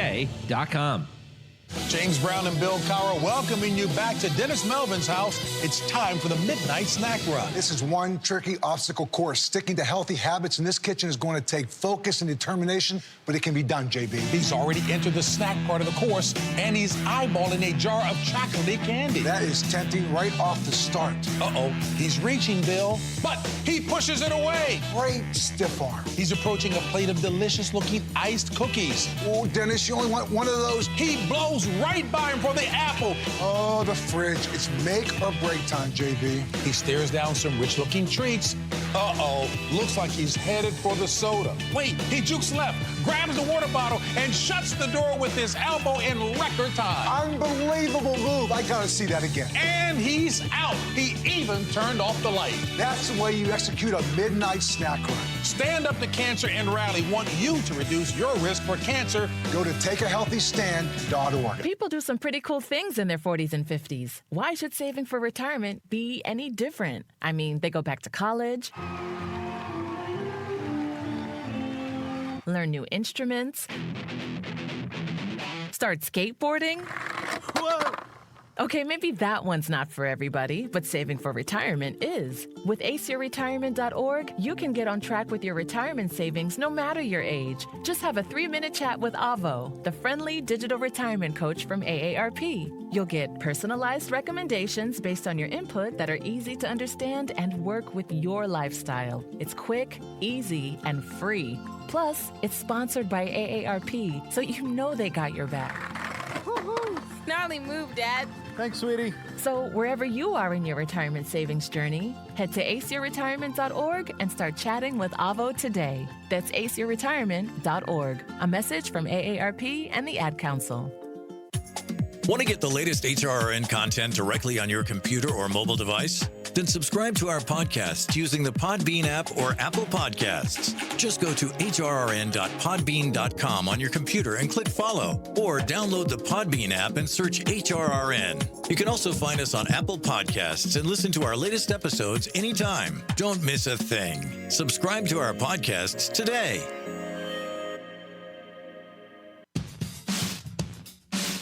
You're listening to the Equine Forum on HRRN, presented by TwinSpires. Time for one quick historical date in racing history. It was on this day, October 4th, 1980, less than an hour before post time, that spectacular bid was scratched from the Jockey Club Gold Cup. The race was to have been his last career start. Trainer Bud Delp claimed that the bid had a slight leg injury, but refused to allow a veterinarian to examine the horse and insisted he be retired. That was October 4th, 1980. Poll question. You can continue to keep those votes coming. Who is your pick to win the Claiborne Breeders' Futurity at Keeneland? Ted Noffey, Big Dom, or somebody else? So far, 52% of you saying it is the favorite Ted Noffey who will get it done this afternoon. Great day of racing at Keeneland. Great day of racing in New York and out in California. Breeders' Cup implications abound. I'll continue to talk about those in hour number 3 here on HRRN. It kicks off with the TwinSpires Triple Play. 3 races to watch and wager on with TwinSpires this afternoon. If your local station is leaving us at this time, continue listening to the third hour of the program nationwide on SiriusXM, on ESPN 680 in Louisville, or streaming at horseracingradio.net. Hour 3 coming your way next, right after this 10-second pause for station identification. This is the Horse Racing Radio Network. This is HRRN, horse racing's voice. But it's 8 Rings who has his mind on business, and he is in complete command inside the final furlong. American Theorem, valiant, but just chasing the very talented 8 Rings, who's back on top with a dominant score in the American Pharoah Stakes. Coming to the 16th pole, Keep Me in Mind runs late between horses. Essential Quality, though, has opened up by 5 to Keep Me in Mind and Superstock.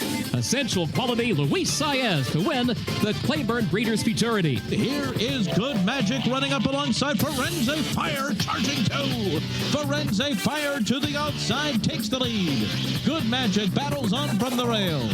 On the far outside, moving up into third lane is Cowboy Karma, but it's going to be Forense Fire in the Champagne. Welcome to the Equine Forum, presented by TwinSpires. Catch me if you can from here. And Walton Street is streeting them. It is Walton Street in the Patterson Canadian International by 5-6 lengths. Desert Encounter running a bold second, but there's no stopping. Walton Street demolishes them. A big winner of the Patterson Canadian International. Malathaat trying to chase her down into the final furlong of the Central Bank Ashland. Past the Champagne, a 2-length lead. She leads it by a length and a half. By a length, Malathaat still trying. Past the Champagne. Malathaat running on from the outside at the line. Malathaat gets up to win it for Shadwell Stable. Now here's Mike Penna. Welcome back, Hour 3 of the Equine Forum, barreling toward the finish line on a huge weekend in the sport of thoroughbred racing. Big racing action at Keeneland in Lexington. You got big action up in New York, and a huge day out in California at Santa Anita as well. Breeders' Cup implications abound, and that is one thing that we've been talking about throughout the morning. If you missed my extended conversation with Hall of Fame jockey John Velazquez in the first hour of the program, you really missed a lot. You also heard from Jeff Bratt, the Woodbine handicapper. We got a chance to hear from Scott Hazelton at Keeneland walking through their program. If you missed any portion of the show so far, head back to our website, horseracingradio.net. After I finish up at 11 a.m. Eastern, you can listen to the podcast and catch up on all the conversation we've had so far and still to come. The TwinSpires Triple Play with Vance Hanson. 3 races for you to watch and wager on this afternoon. Kurt Becker's Stroll Through Racing History at 10:20. And at 10:30, I Ask, They Answer with Dale Romans, Tim Wilkin, and special guest Brian Hernandez Jr. as he continues to recover from his injuries sustained in a riding accident. He's going to join us this morning to kick around some of the hottest topics in the sport today. I think you're really going to enjoy that segment coming up at 10:30. As you will, this segment right now, the TwinSpires Triple Play. Vance Hanson, good morning, my friend. Good morning, Mike. Glad to be with you again. Yeah, it's an easy weekend to get pumped up if you're a racing fan, isn't it? Oh, my goodness. I think this might be the busiest week of racing of the year. I mean, almost there's just so much going on. I mean, for me working at TwinSpires, it just seems like it's busier than like Breeders Cup week or even Derby week, because you got as you said in your intro, we got Breeders Cup preps all around the country at 3 major tracks. You got the action up at Canada on Saturday, and then you have ARC weekend in Paris at Longchamp. So you're being pulled in so many different directions around the world this weekend. Yeah, it's great to see that Grade 1 Canadian International part of the program at Woodbine. We continue to celebrate Woodbine Week here on the network. Also, Malathaat Week. We talked about Malathaat with Johnny V in the first hour of the program. So covering an awful lot of ground and looking forward to covering these 3 races with you here this morning. You have chosen the 4th race at Keeneland, race number 10 at Keeneland, and race 12 up at Aqueduct is your 3 races to talk about here in the TwinSpires Triple Play. Let's kick it off with that 4th here in Lexington, Kentucky. 1 1/16 on the turf course. It's an allowance race with a purse of $120,000. How'd you see that one, my friend? Well, I'm looking outside the box a little bit, and number 3, McVeigh for Cherie DeVaux kind of caught my eye. McVeigh was one of 2 horses transferred from trainer John Sheriff's to Cherie DeVaux late last year. The other was a filly named Justique, who wound up winning 2 times in a row for DeVaux, including a stakes at Oaklawn Park. And McVeigh, their hopes were high for this horse too last fall after the transfer. He was entered in the Woodchopper Stakes at Fairgrounds, originally scheduled for the grass, but it was rained off and it was run on the main track. And not surprisingly, a lot of people gravitated toward McVeigh that day. He started the favorite, having run against some really tough competition out in California against the likes of Nisos and Imagination. He had placed in the San Felipe. Unfortunately, McVeigh just simply did not run his race in the slop that day, and he's been off since. So something must have gone amiss in the Woodchopper. But he's working really well for this comeback race. They're trying to go for the turf again with him. Constitution, his sire, is a 14% turf debut sire. And I'm somewhat optimistic that McVeigh can fire fresh off the layoff here and possibly replicate what his stablemate Justique did and perform quite well for Cherie DeVaux's second time off. Vance, you're highly regarded when you end up running in the Grade 3 Robert B. Lewis and just your 3rd career start, even though you hadn't won a race yet. This horse, McVeigh, was still a maiden when he did that in February of last year. He ended up finishing 4th in that race behind Nisos, who we know has come back to just turn into an absolute monster. But this horse was highly regarded right from the start, having sold at the Fasig-Tipton Saratoga August sale for $1.25 million. So a horse that they liked all along. Absolutely. looking at him and then looking at what John Sheriffs did this year with Baeza, running him in graded stakes off of a maiden win. When Sheriffs spots talent, he's got some. And I think McVeigh still, he hasn't as accomplished as Baeza, obviously, but the high hopes are still there with McVeigh, and I still think it's very interesting that they want to try grass with this horse. And at 15-1 in the morning line, I'm willing to take a shot that he can probably do well against this kind of field. All right, Vance Hanson looking for the upset to kick off his TwinSpires triple play on this Saturday morning. That's number 3, McVeigh, and race 4 at Keeneland. How about race 10 at Keeneland? This is another fantastic race. It always is. The Grade 1 Coolmore Turf Mile carries a purse of $1.25 million. 548 Eastern is the post. Vance, who wins it?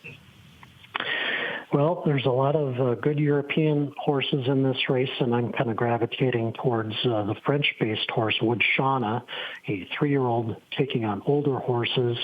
Woodshana has had a very good campaign so far this year, all in sprints in France, but I think the best sprinters in Europe tend to get an American mile. So the increase in distance I don't think is going to hurt Woodshana.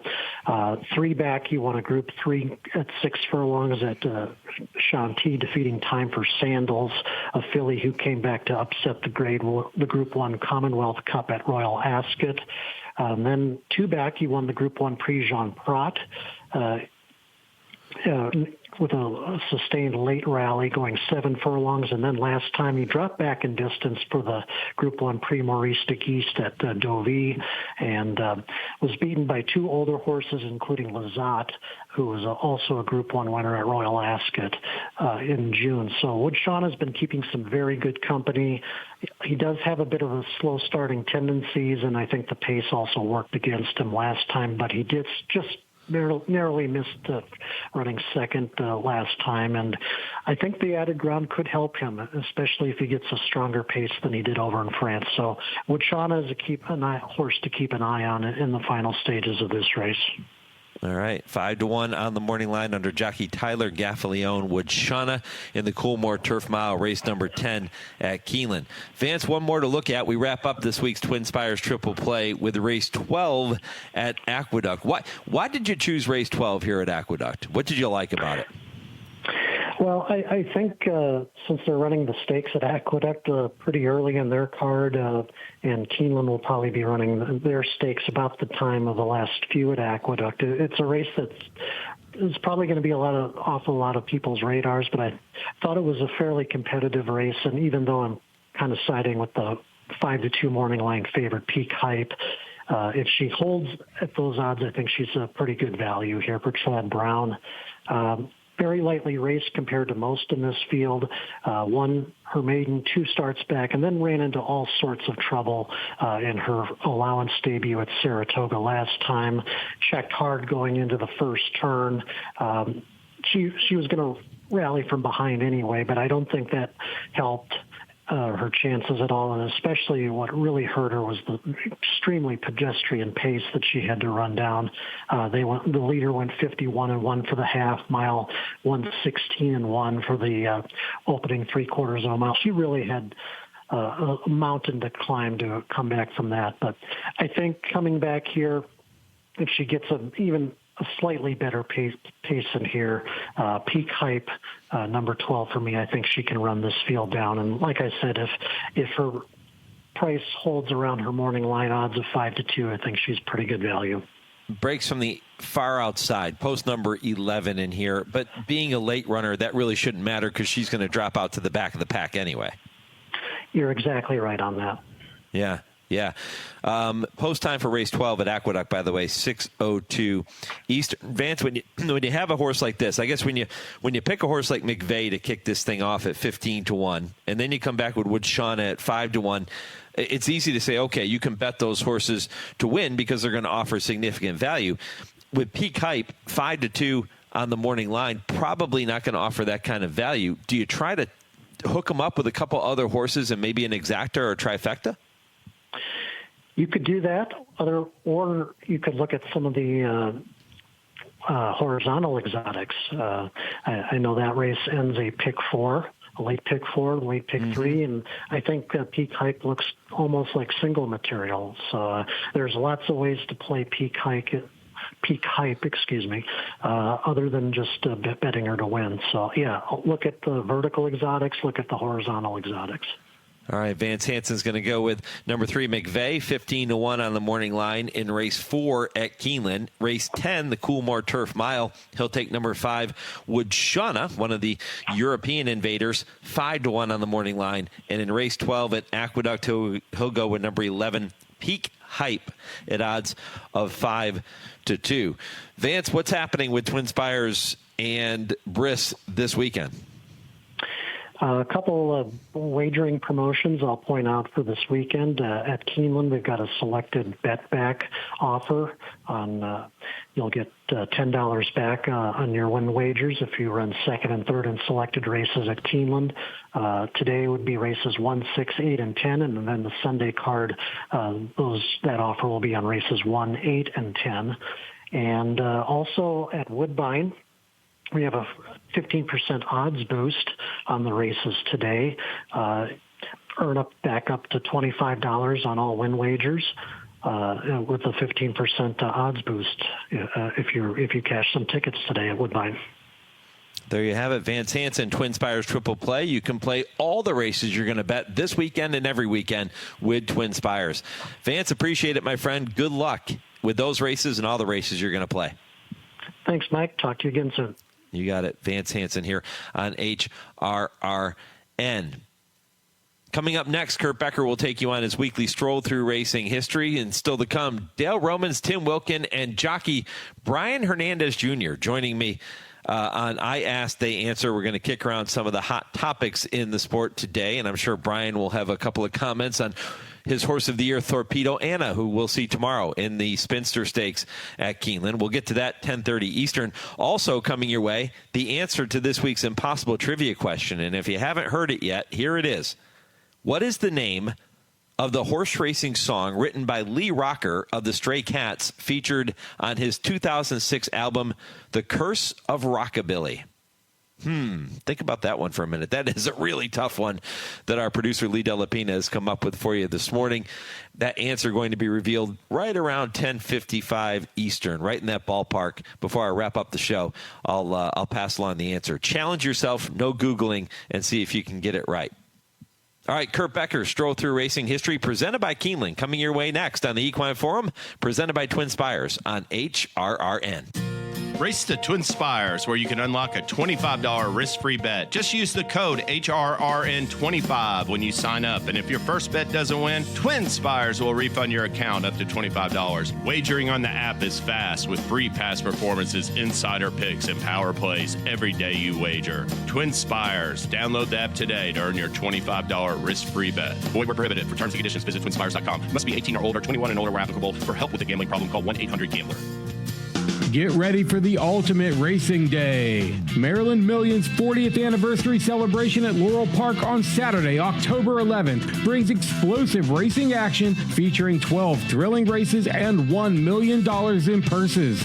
Experience family fun at Horseland at the Paddock, premium dining with perfect track views, and world-class thoroughbred racing. Visit laurelpark.com for info. Watch, wager, and win at Laurel Park, Maryland's Day at the Races.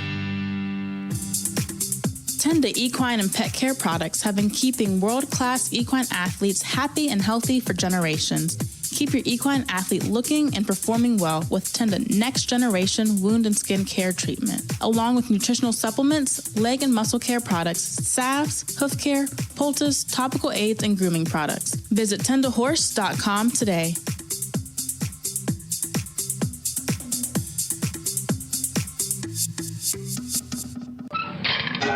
You're listening to Malathaat Week, presented by Keeneland Sales on HRRN. Dear racing fans, we've been waiting for you. We've been working, prepping, training, putting together thrilling races, high stakes, favorite traditions, and fresh experiences. From right on the rail to the top of the hill. Whether it's your first meet or your 50th, we can't wait to welcome you back this fall. Love, Keeneland.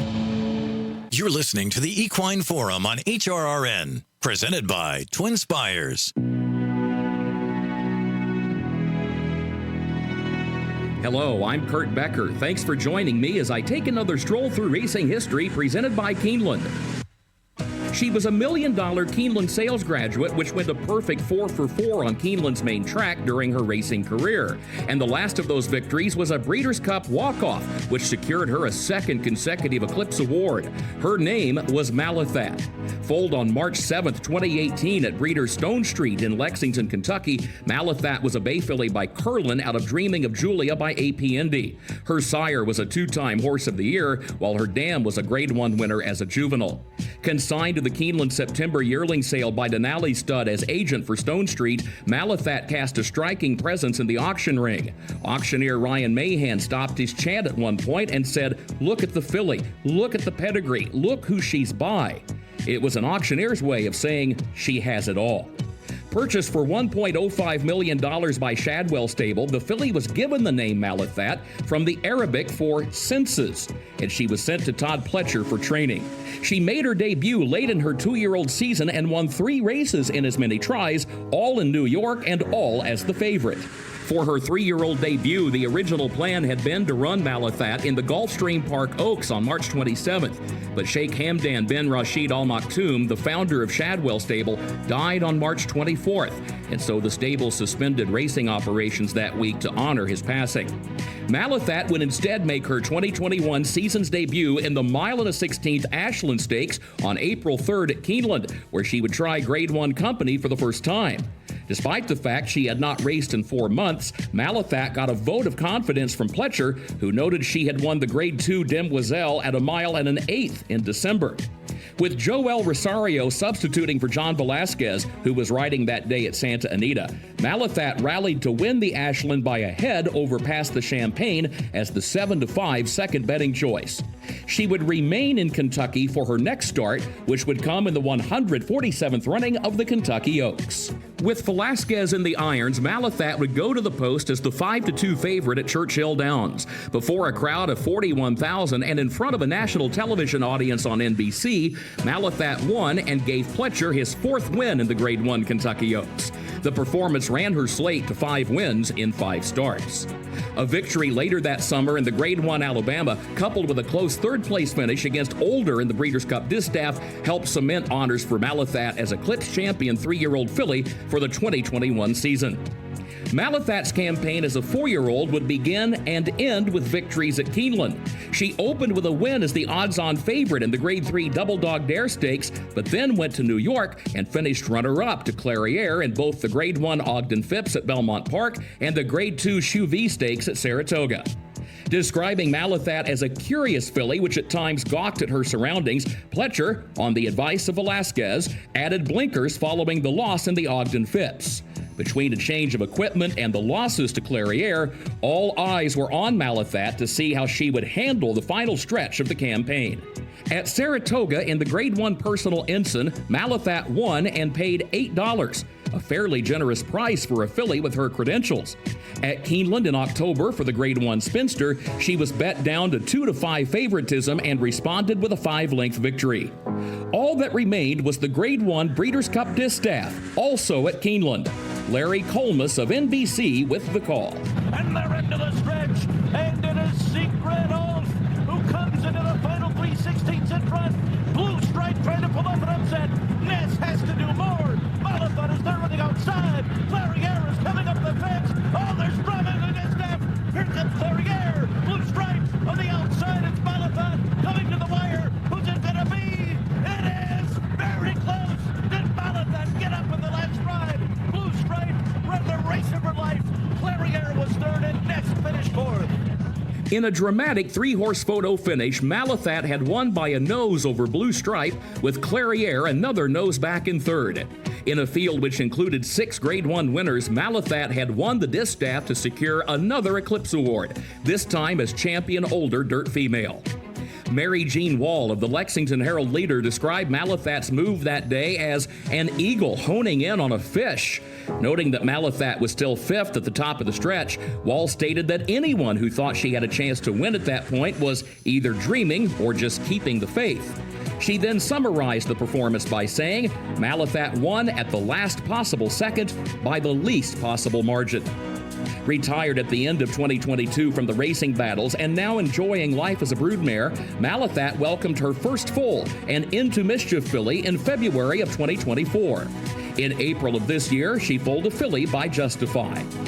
Todd Pletcher once said of Malathaat, quote, "Not only is she a tremendously talented filly, but she's also a very kind filly around the barn. You just can't help but love her personality. It's just rare you find too many like this," end quote. Malathaat, the $1 million Keeneland baby, which returned to Keeneland to win a Breeders' Cup race and put the finishing touch on a magnificent career. Please join me again next week when I take another stroll through racing history presented by Keeneland. For HRRN, I'm Kurt Becker.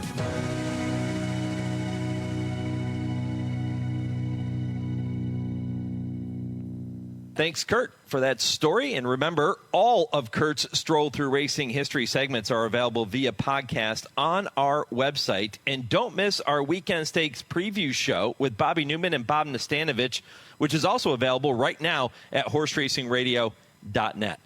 I Ask the Answer with Dale and Tim coming up next. This is the Equine Forum presented by TwinSpires on HRRN. Race to TwinSpires, where you can unlock a $25 risk-free bet. Just use the code HRRN25 when you sign up. And if your first bet doesn't win, TwinSpires will refund your account up to $25. Wagering on the app is fast with free past performances, insider picks, and power plays every day you wager. TwinSpires. Download the app today to earn your $25 risk-free bet. Void where prohibited. For terms and conditions, visit TwinSpires.com. Must be 18 or older, 21 and older where applicable. For help with a gambling problem, call 1-800-GAMBLER. Join us at Hollywood Casino at Charlestown Races on Saturday, October 11th for the 39th Annual West Virginia Breeders' Classics. It's the premier night of racing for West Virginia breds on the Charlestown calendar. The all-stakes 10-race card is headlined by the $300,000 Sam Huff West Virginia Breeders' Classic, with over $1 million in purses up for grabs on the night. The best West Virginia breds in training get their time to shine under the lights at Charlestown. It's the 39th Annual West Virginia Breeders' Classics here at Hollywood Casino at Charlestown Races. His sire is one of the most exciting young stallions in the world. His dam has become one of the most important broodmares in the industry. And on the first Saturday in May, his genetic brilliance shined brightest on racing's biggest stage. They come into the final 16, and it is going to be Mage to win the Kentucky Derby. Mage, standing at Airdrie Stud. Think about it. This is Woodbine Week on HRRN.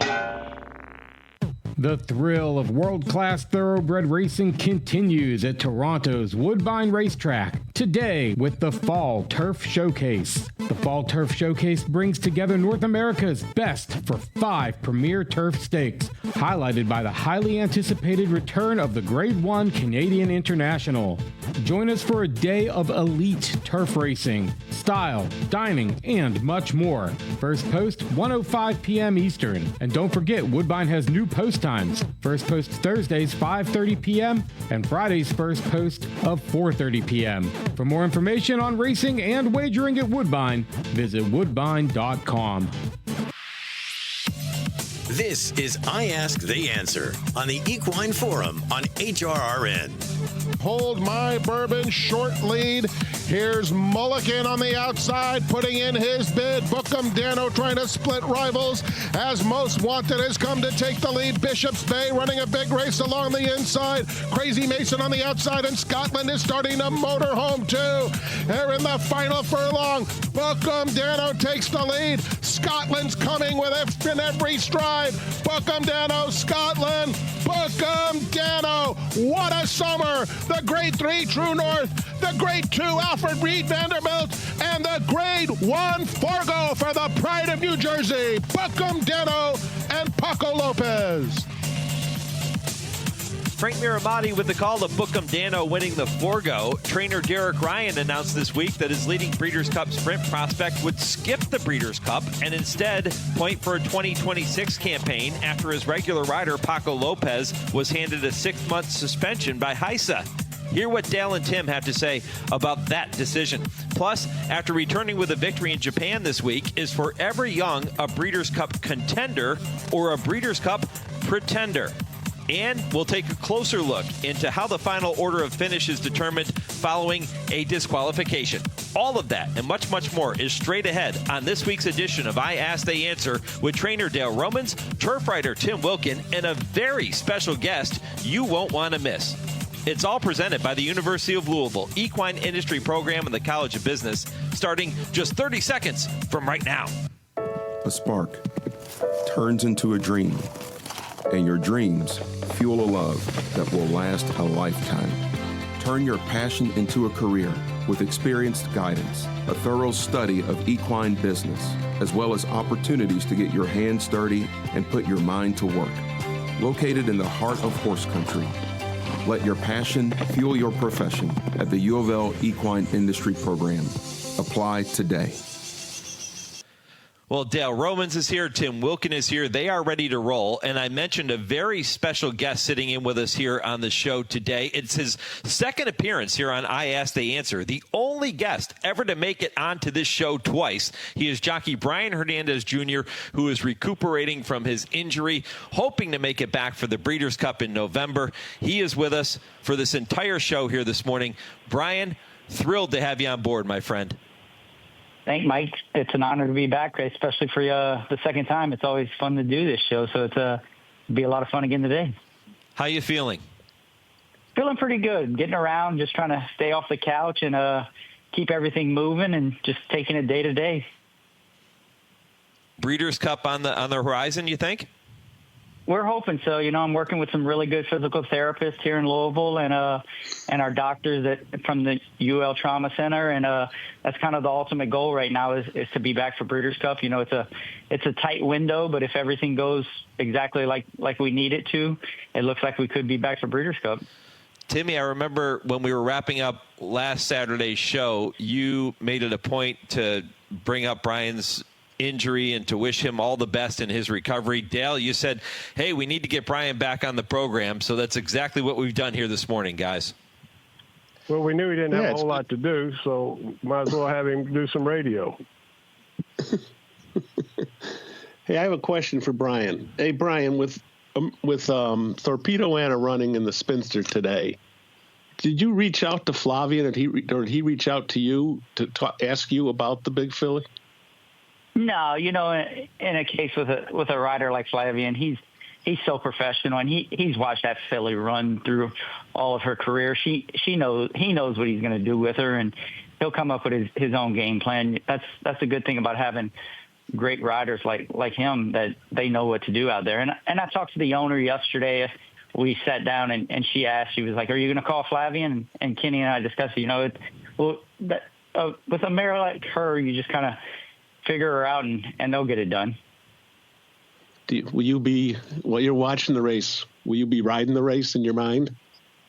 You'll kind of come up with a game plan thinking of it, but like I said, she's such a good filly that they'll figure out what's best to do with her and go from there. I'll be like one of the rest of everyone else and just be a huge fan and cheering her on. How about Mystic Dan last weekend? What was it like watching him win the Lucas Classic? That was really impressive. I talked to Lance Gassaway yesterday. He called me, and we just sat down and talked a while. And we knew I had worked against Mystic Dan his last work before that race. And going into that race, we knew he'd run a big race. And Robbie Alvarado, when he worked him last week, he just got off of him. He goes, there's no way they're going to beat him. So for him to go out there and show what last year's Kentucky Derby winner's capable of, we were proud of it. It's kind of bittersweet. You want to be there in the moment, but at the same time, there's nothing we can do about it. So you just have to cheer them on. Yeah, is it hard to sit there on the couch? Was it difficult to watch Mystic Dan win that race without you on his back, and now tomorrow to watch Torpedo Anna go in the Spinster? No, it's beyond our control. So it's something that you you have to accept and just be proud of that we're able to be a part of such good horses. And the way these two horses have been doing in the mornings, you kind of expected Mystic Dan to do what he did last weekend, and with Torpedo Anna, her resume speaks for itself. So you expect her to go out there and run another big race, and just go out there and be a fan of her, to enjoy what she's accomplished in all of her career. Brian, as compensation for coming on the show, Dale has agreed to put you on all of his Grade 1 winners going forward. Oh, I'll hold him to it. Yeah, Brian can ride anything for me. I had him on a nice horse Saturday, I think it was, and of course didn't get to ride him, but I wish I had him. I think we would have won.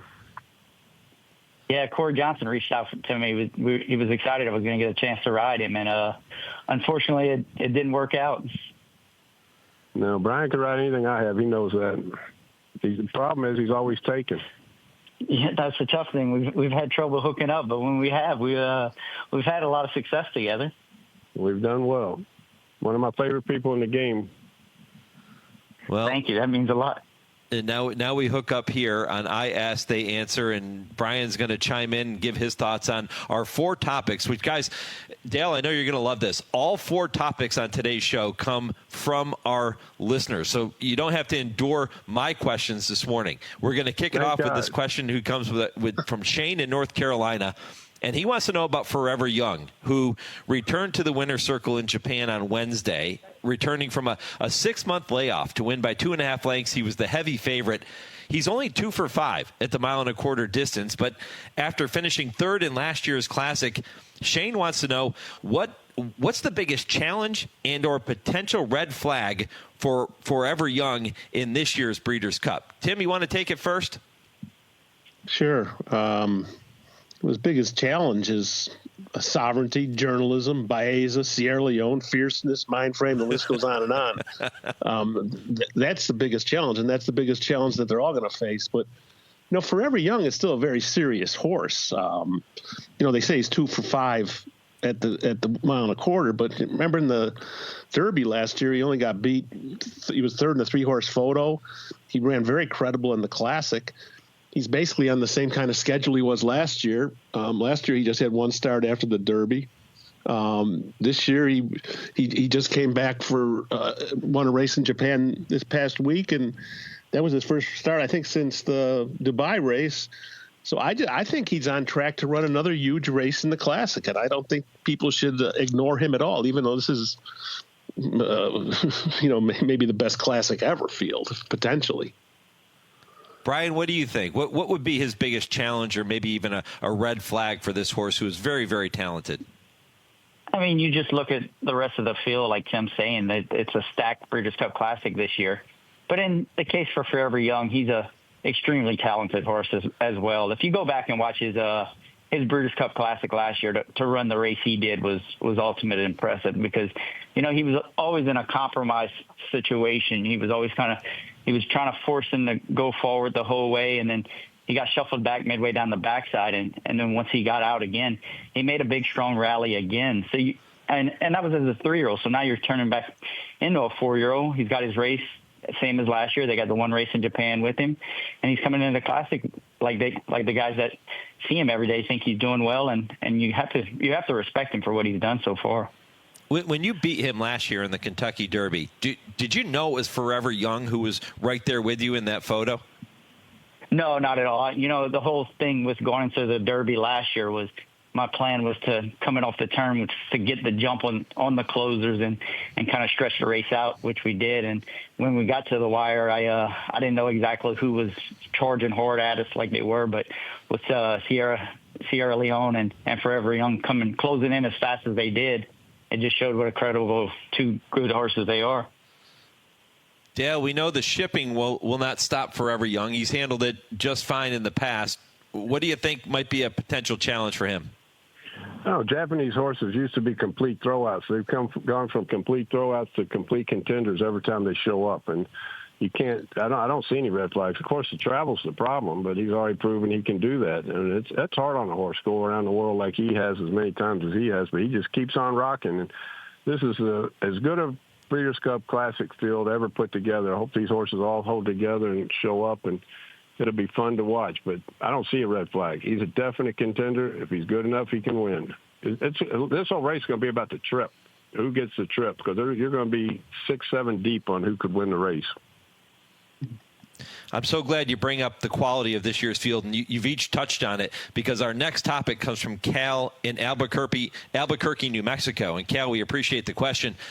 How does this year's potential field for the Breeders' Cup Classic, which we just talked about being so strong, stack up versus the 1998 edition of the Classic, which included Awesome Again, Silver Charm, Swain, Victory Gallop, Coronado's Quest, Skip Away, Running Stag, Touch Gold, Gentleman, and Arch? How does this field compare? Dale, what do you think? I think it compares with any field that's ever been put together. And, you could also go to the Dallas field where we were second with Roses and May. What a good group of horses that was with Go Sapper, Roses and May. The big filly Lucas had. It was a deep, deep field, too. It's going to be just a fun race to watch. I'm looking forward to this Classic. Hopefully I'm out there. I don't want to, before I'd always go home watch it on TV. If I'm out there this year, I'll watch it live. Brian, how would you compare those two fields? I mean, you have to be excited for this year's Classic. Definitely my favorite Classic of all time will be the 2012 with Fort Larned. But to go out there and watch these horses, just to see the body of work they've all done all year long and held up, and just it's going to be a fun one. It'll probably be a reminiscent of the Classic in Monmouth between the 3-year-olds when they all stepped up that year, between Curlin and Street Sense and Hard Spun. But unfortunately, we had the really messy racetrack that day. But going back to this year's, I mean, like Dale was just saying, there's 7 or 8 of them that have really legitimate chances to win this race. Timmy? It's so hard to say this is going to be the best field ever, even though on paper it looks like it could be. This year's Classic has the top 3 finishers from last year, which I don't think it's ever happened before, coming back to the next year. And I think every one of the top contenders has a grade 1, at least one. The race in 98, if you go back to that year, everyone was talking about how it was the greatest field in the history of the Breeders' Cup Classic, and back then it might have been. This one just looks like it could tower over that. I mean, with the Derby winner and the Belmont winner and Travers winner and Sovereignty and the Preakness Santa Anita Derby winner in journalism, Baez got his grade 1. And the list just goes on and on. The older horses, at the beginning of the year, people talked about how this older horse division might be the best ever. And it's certainly, they've sort of held together. So I think you'd be hard pressed to say this is not going to be the best Breeders' Cup Classic field ever. If Sovereignty goes off and wins by another 10 lengths, maybe they won't say that. But on paper, heading into it, I think you have to say this is the best field, I would think. Yeah, we have seen some incredible Breeders' Cup Classics over the year. How about the year, what was it, 1988, when you had Ferdinand and Ali Sheba, right? Wasn't that the year that the 2 Derby winners, as Tom Durkin said, hit the wire together? I think that was 87. Was it 87? Okay, 87. Yeah, I mean, fantastic, right? Sunday Silence, easy goer. Yeah, that was their 4th and final meeting of that 89 season, and it lived up to expectation. But those are the 2 horses. Those are 2 horses in each one. This one, you got 10 that going into it, people are going to say that horse could win. That horse could win. This horse could win. Brian, what's it like to win the Breeders' Cup Classic? No, I mean, it's definitely a huge accomplishment. You work your whole career to win a race like that, and then for it to come to fruition, it was something that you can't really describe. It's one of those moments that you just kind of will never forget. How's it compared to winning the Kentucky Derby? Yeah. I thought winning the Breeders' Cup Classic was a big deal, but then winning the Derby, that's a whole different ball game. Once you win a race like the Classic, and people remember you for about 2 weeks, maybe a month. But then once you win a race like the Derby, people remember you for a lifetime. Dale, go ahead. I think I cut you off. Go ahead. I was going to say, before Lardon ran a main race at Churchill Downs, he was 4th. And the horse that won the race was Shackelford. We're talking about what a great Breeders' Cup we have coming up. That was a pretty good maiden race that day. And, you know, that other horse, Majestic Harbor, was in there as well. He went on to be a Grade 1 winner, multimillionaire. That was a Grade 1 maiden race. Yes, it was. And you get those on those 2-year-old days at Churchill. Yes, you do. Yeah, pretty special. All right, guys, 2 more topics to get to. Again, each topic on today's show coming via our listeners. And if you have a question that you would like to hear Dale and Tim debate here on I Ask the Answer, send it to us, Mike@horseracingradio.net, or post it on our social media pages, and we will get it worked into the program for you. Let's say hello to our good friend Nick Zito and give Dale, Tim, and Brian the chance to tell me if the following statement is right or wrong. Yeah, right or wrong. Am I right? What do you think? Right or wrong? Guys, not so much a statement, but a decision that you'll have the opportunity to tell me if it's right or wrong. Tom in St. Louis wants to know about the connections of leading Breeders' Cup Sprint contender Bookham Dano, who made quite a statement this past week when trainer Derek Ryan announced that he would bypass the Breeders' Cup Sprint and wait for a 2026 campaign. The decision coming as a sign of support for his regular rider Paco Lopez, who was handed a controversial 6-month suspension by HISA. Ryan actually said, "I was never keen on going to the Breeders' Cup anyway, and with the disgraceful thing they are doing to Paco Lopez, we're going to call it a year and send him to Florida to freshen up for next season." Guys, do you like it, love it, or hate it? Is this decision right or wrong? What do you think? Right or wrong? Brian, since it involves a fellow rider, I'm going to come to you first on this one, my friend. What do you think of the call? I mean, that's those guys' decision. You know, that Derek Ryan, he trains the horse. He sees him every day, and he knows he's gotten him this far along. He knows what's right or wrong to do with his horse. So, I mean, how do you question a trainer's decision that's there every day looking at this horse at 5 a.m.? He's going to make his decision, and as long as the owners go along with it, I mean, you can't really second guess the guy. Do you like the fact that they're sticking up for their player with Paco Lopez? I mean, yeah, you have to respect them for sticking with their rider. You know, it's such a tough game, and like I said, you respect the guy for sticking up for his jock. Dale? Well, it's obviously the right decision because he knows his horse, and he knows his horse isn't going to be ready at 100% for the Breeders' Cup. But I'm calling bull on the fact that it has anything to do with Paco. The horse was healthy, doing great, and he didn't need a little break. He'd be at the Breeders' Cup with or without Paco. Sounds good. I talked to Derek before and after the Vanderbilt, before and after the Forego, and each time, you know, he was saying that the Breeders' Cup was not going to be part of his deal. He just didn't want it. He does not want to run the horse in the Breeders' Cup. That's his decision. He knows his horse, like Brian said and Dale said, and we all say. And you have to respect what he's doing, that he thinks it's right for the horse. I don't think the fact that Paco got this suspension, you know, he said all the right things, but I don't think that had anything to do with his decision of not going to the Breeders' Cup. I think that decision was made, you know, back in July. That he, no matter how well he was doing in those 2 races, and he did really well in both of them, he thinks he's had enough for this year. And you go on and you respect that decision. I don't think it had anything to do with Paco. Really, I think he said all the right things because it's his rider, but ultimately it was all about the horse, and I don't think he was ever planning on going. You know, John Velazquez was with me earlier in the program for an extended visit, and we talked about this suspension, which Paco Lopez is going to have to serve, the 6-month suspension. And he said, listen, we agree that something needs to be done, that there needs to be repercussions for his actions, but we just think 6 months is far too long. Brian, as a man that could be in that position, you know, certainly facing a suspension from HISA for something that occurs in a race, how do you see this situation?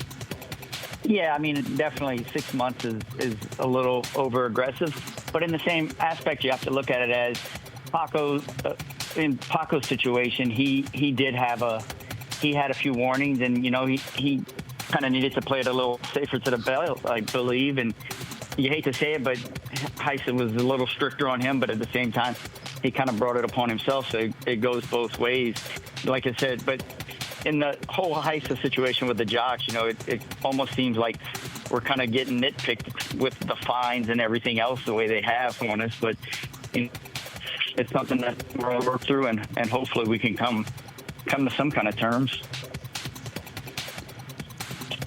Yeah, it's difficult to be in that position. They say the hardest position to play in football is defensive back because the rules are so slanted toward the offense and wide receiver. It's very difficult to cover somebody without committing a foul. I think the hardest thing to do in horse racing is to ride a horse, try to win a race, and be limited to the number of strikes that you can give the horse, the way that you can use the whip, all of those types of things that are now regulated. I think it's a very difficult position for riders to be in. Am I right or wrong, Brian? No, 100%. You know, like you say, they send us out there and tell us that to go ahead and give 110% out there and try to win every race you can. But in the same aspect, they tie your hands up and say, hey, oh, wait, you can only hit them 6 times and you can only do this, you can only do that. So, I mean, it's hard to decide which way do they want it. Yeah. Yeah, well, guys, we have one more topic to get to before our final point of the week and an update on the Showdown 4 scoring. This final topic comes from Steve in Rochester, New York, who, by the way, says he looks forward to this show every single week, so much so that he made it a regular part of his routine driving to and from the grocery store every Saturday. Steve, we really appreciate that. He is hoping that you guys can help him understand the ruling in the 7th race at Churchill Downs last Sunday. And here's what happened. Number 7, Tismatic, was disqualified for interfering with the 3rd-place finisher, Grazie Prego. This allowed Practically Famous, who finished 2nd and was not involved in the incident, to be put up for the win, not the Grazie Prego, who was the horse that was actually interfered with. And Steve wants to know, when you see these things unfold in racing, what are your thoughts and opinions on these types of incidents? And the horse that benefits most from the DQ was not actually impaired during the race. Tim, I know that sounded like a very confusing explanation, but I tried to lay it out as best I could. Shed some light on this. How does this work? Well, first of all, you're very confusing to me, Mike. Every week. And also, I want to shout out to the caller because that's my hometown, Rochester, New York. So good on him. You know, it's in the discretion of the stewards. I mean, if you have a horse that's impeded that doesn't win the race, you can't put him above the horse that beat him, can you? I'm no steward. I mean, I've watched tons and tons of races, but if a horse is not, if a horse finishes 2nd and wasn't the horse that was involved in the infraction, I don't know how you can bump that horse above the horse that beat him. I mean, you look back at remember the Derby of 19 when Maximum Security drifted out and, you know, basically wiped out War of Will and Long Range Toddy, and Country House was awarded the win, and even he wasn't affected that much. So the discretion of the stewards, I just don't think you can put a horse up that finishes well behind, or, you know, the horse that got the horse that got beat. Is the horse that finishes 3rd was the one that was interfered with? I don't know how you can put him above the horse that had nothing to do with it. And I probably confused everybody else by that. Dale, are you as confused as I am? You all are making a simple thing confusing. Yes, there's no discretion in it. We could be stewards. You're put behind the horse you impede. And any other horse that is bothered by that impediment, you're put behind the horse that finishes the furthest back that was bothered by you not riding a straight course, and that's it. And it's about everybody moves up 1. And if you bother the horse that finished 5th and they think you cost him a placing, you're going behind him. So it's just cut and dry. Brian?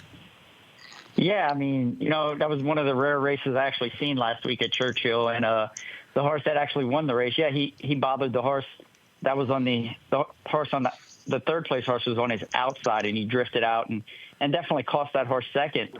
And the horse that they ended up rewarding 2nd, he was down on the inside, kind of just minding his own business, and that's why he ended up getting put up. But the eventual horse that they disqualified, he definitely cost that horse 2nd-place money, so it was the correct call by the stewards by far. All right. Well, yeah, we do appreciate the question. It did get a little convoluted during my explanation. I apologize for that. But Steve in Rochester, keep those questions coming. And anyone who would like to hear Dale and Tim discuss something racing related, feel free to send it to us, and we'll do our best to work it into the show. Okay, the Showdown 4. We are getting into the stretch run of this year's competition, and so far it is Dale Romans maintaining that 10-point lead over Tim Wilkin, 64-54. I am in third place with 51, and if you're wondering why I added another 10 points to my total, well, number one, it's my show, but number two, Ways and Means and Spirit of St. Louis, both out of training, and because of that, my two alternates got into the lineup, White Abario and Immersive won at Churchill Downs. That gave me 10 points, but I'm still in last place, and I'm probably never going to come close to beating Dale Romans in this competition. And Dale, you're loaded this week. Torpedo Anna and Nitrogen, part of your team going in the Spinster. You have Iron Orchard running in New York. Timmy's idle. You can really put some space between the two of you this weekend. I'm pretty humble about this whole competition, but it's over. Over. The fat lady singing is done. I wish it could have been a little bit more exciting going to the end for the listeners, but it is what it is. I won by 10. It's not over yet, my friend. Yeah. Good luck. Good luck. All right, guys, it's that time of the show where you get to give a final point of the week. I forgot to tell Brian about this, so he'll have to wing it. But let's go to Dale first. Dale, what's your final point of the week? My final point is I was watching one of mine and yours favorite show, Get Up, yesterday, and Mike Greenberg asked a really dumb question of his panel, so you're not alone. It happens to the best of us. I love Mike Greenberg. Timmy, what do you got? Well, we have a bunch of bushel full of Grade 1 races this weekend. The ones that I'm zeroing in on are the Grade 1 Futurity at Keeneland with Ted Noffey, 4-5 in the Futurity, Romped in the Hopeful, and also It's Our Time in the Champaign in New York. Even money, broke his maiden by 17 lengths at Saratoga. Really looking forward to watching those 2-year-olds. And just as another side, wishing Brian all the best. Hope he gets back real soon. Brian, I didn't tell you had to give a final point of the week, but you're a pro. What do you got for us? I just want to thank you guys again for having me on, and just excited to watch these races this weekend with the final legs of getting ready for Breeders' Cup. All these horses' last race before Breeders' Cup, so it'll be an exciting weekend. One horse I'm really looking forward to watching over the weekend is Blackout Time in the Breeders' Futurity as well. He was really impressive in his maiden race over at Ellis, and he's doing really, really good. So he looks like he's going to be a horse that's going to keep going forward. And I think he's by one of Dale's favorite sires, so hopefully we'll all be rooting for him. Not this time. Brian, thanks for joining us, guys. Talk next week. No. Thanks, Dale. Yes, sir. Thank you, guys. All right, Brian, appreciate it, buddy. Get better soon, and appreciate you being with us, my friend. That was a lot of fun. All right, Brian, Tim, Dale. Fun edition of I Ask the Answer. I Ask the Answer presented every week by the University of Louisville, Equine Industry Program of the College of Business. I'm back with the answer to this week's impossible trivia question.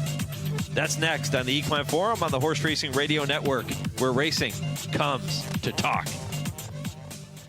This is HRRN, horse racing's voice. Joe Buck and John Smoltz welcoming you back to the City Center Convenience Mart. Well, John, the stage is set for the final transaction. That's right, Joe. Heather's moment has arrived, and you just hope all that training pays off. Heather lays down her purchase, but Randy rings it up as slowly as he can. He is a wily veteran. It gives Heather's eyes the chance to wander. Uh-oh. Yep, she's looking at the cigarettes. There's nothing good back there. Quit now, and in 5 years, your odds of getting certain cancers drop 50%.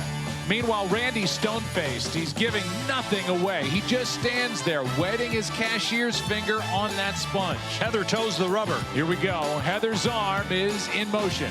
But instead of pointing at the back wall, she just grabs the gum off the counter. That's a slick move. Heather back. She is out of there. Even Randy tips his cap to Heather. Stand Up to Cancer and Rally wants you to reduce your risk for cancer. Go to takeahealthystand.org. In honor of all those we've lost to cancer and those still fighting and thriving, like basketball analyst and cancer champion Dick Vitale. I want to beat cancer. I'm going to beat it. That's no doubt in my mind. I'm going to win this battle. Defeating cancer will take all of us. Join our team to help fund game-changing research that saves lives. At the V Foundation, V is for victory over cancer.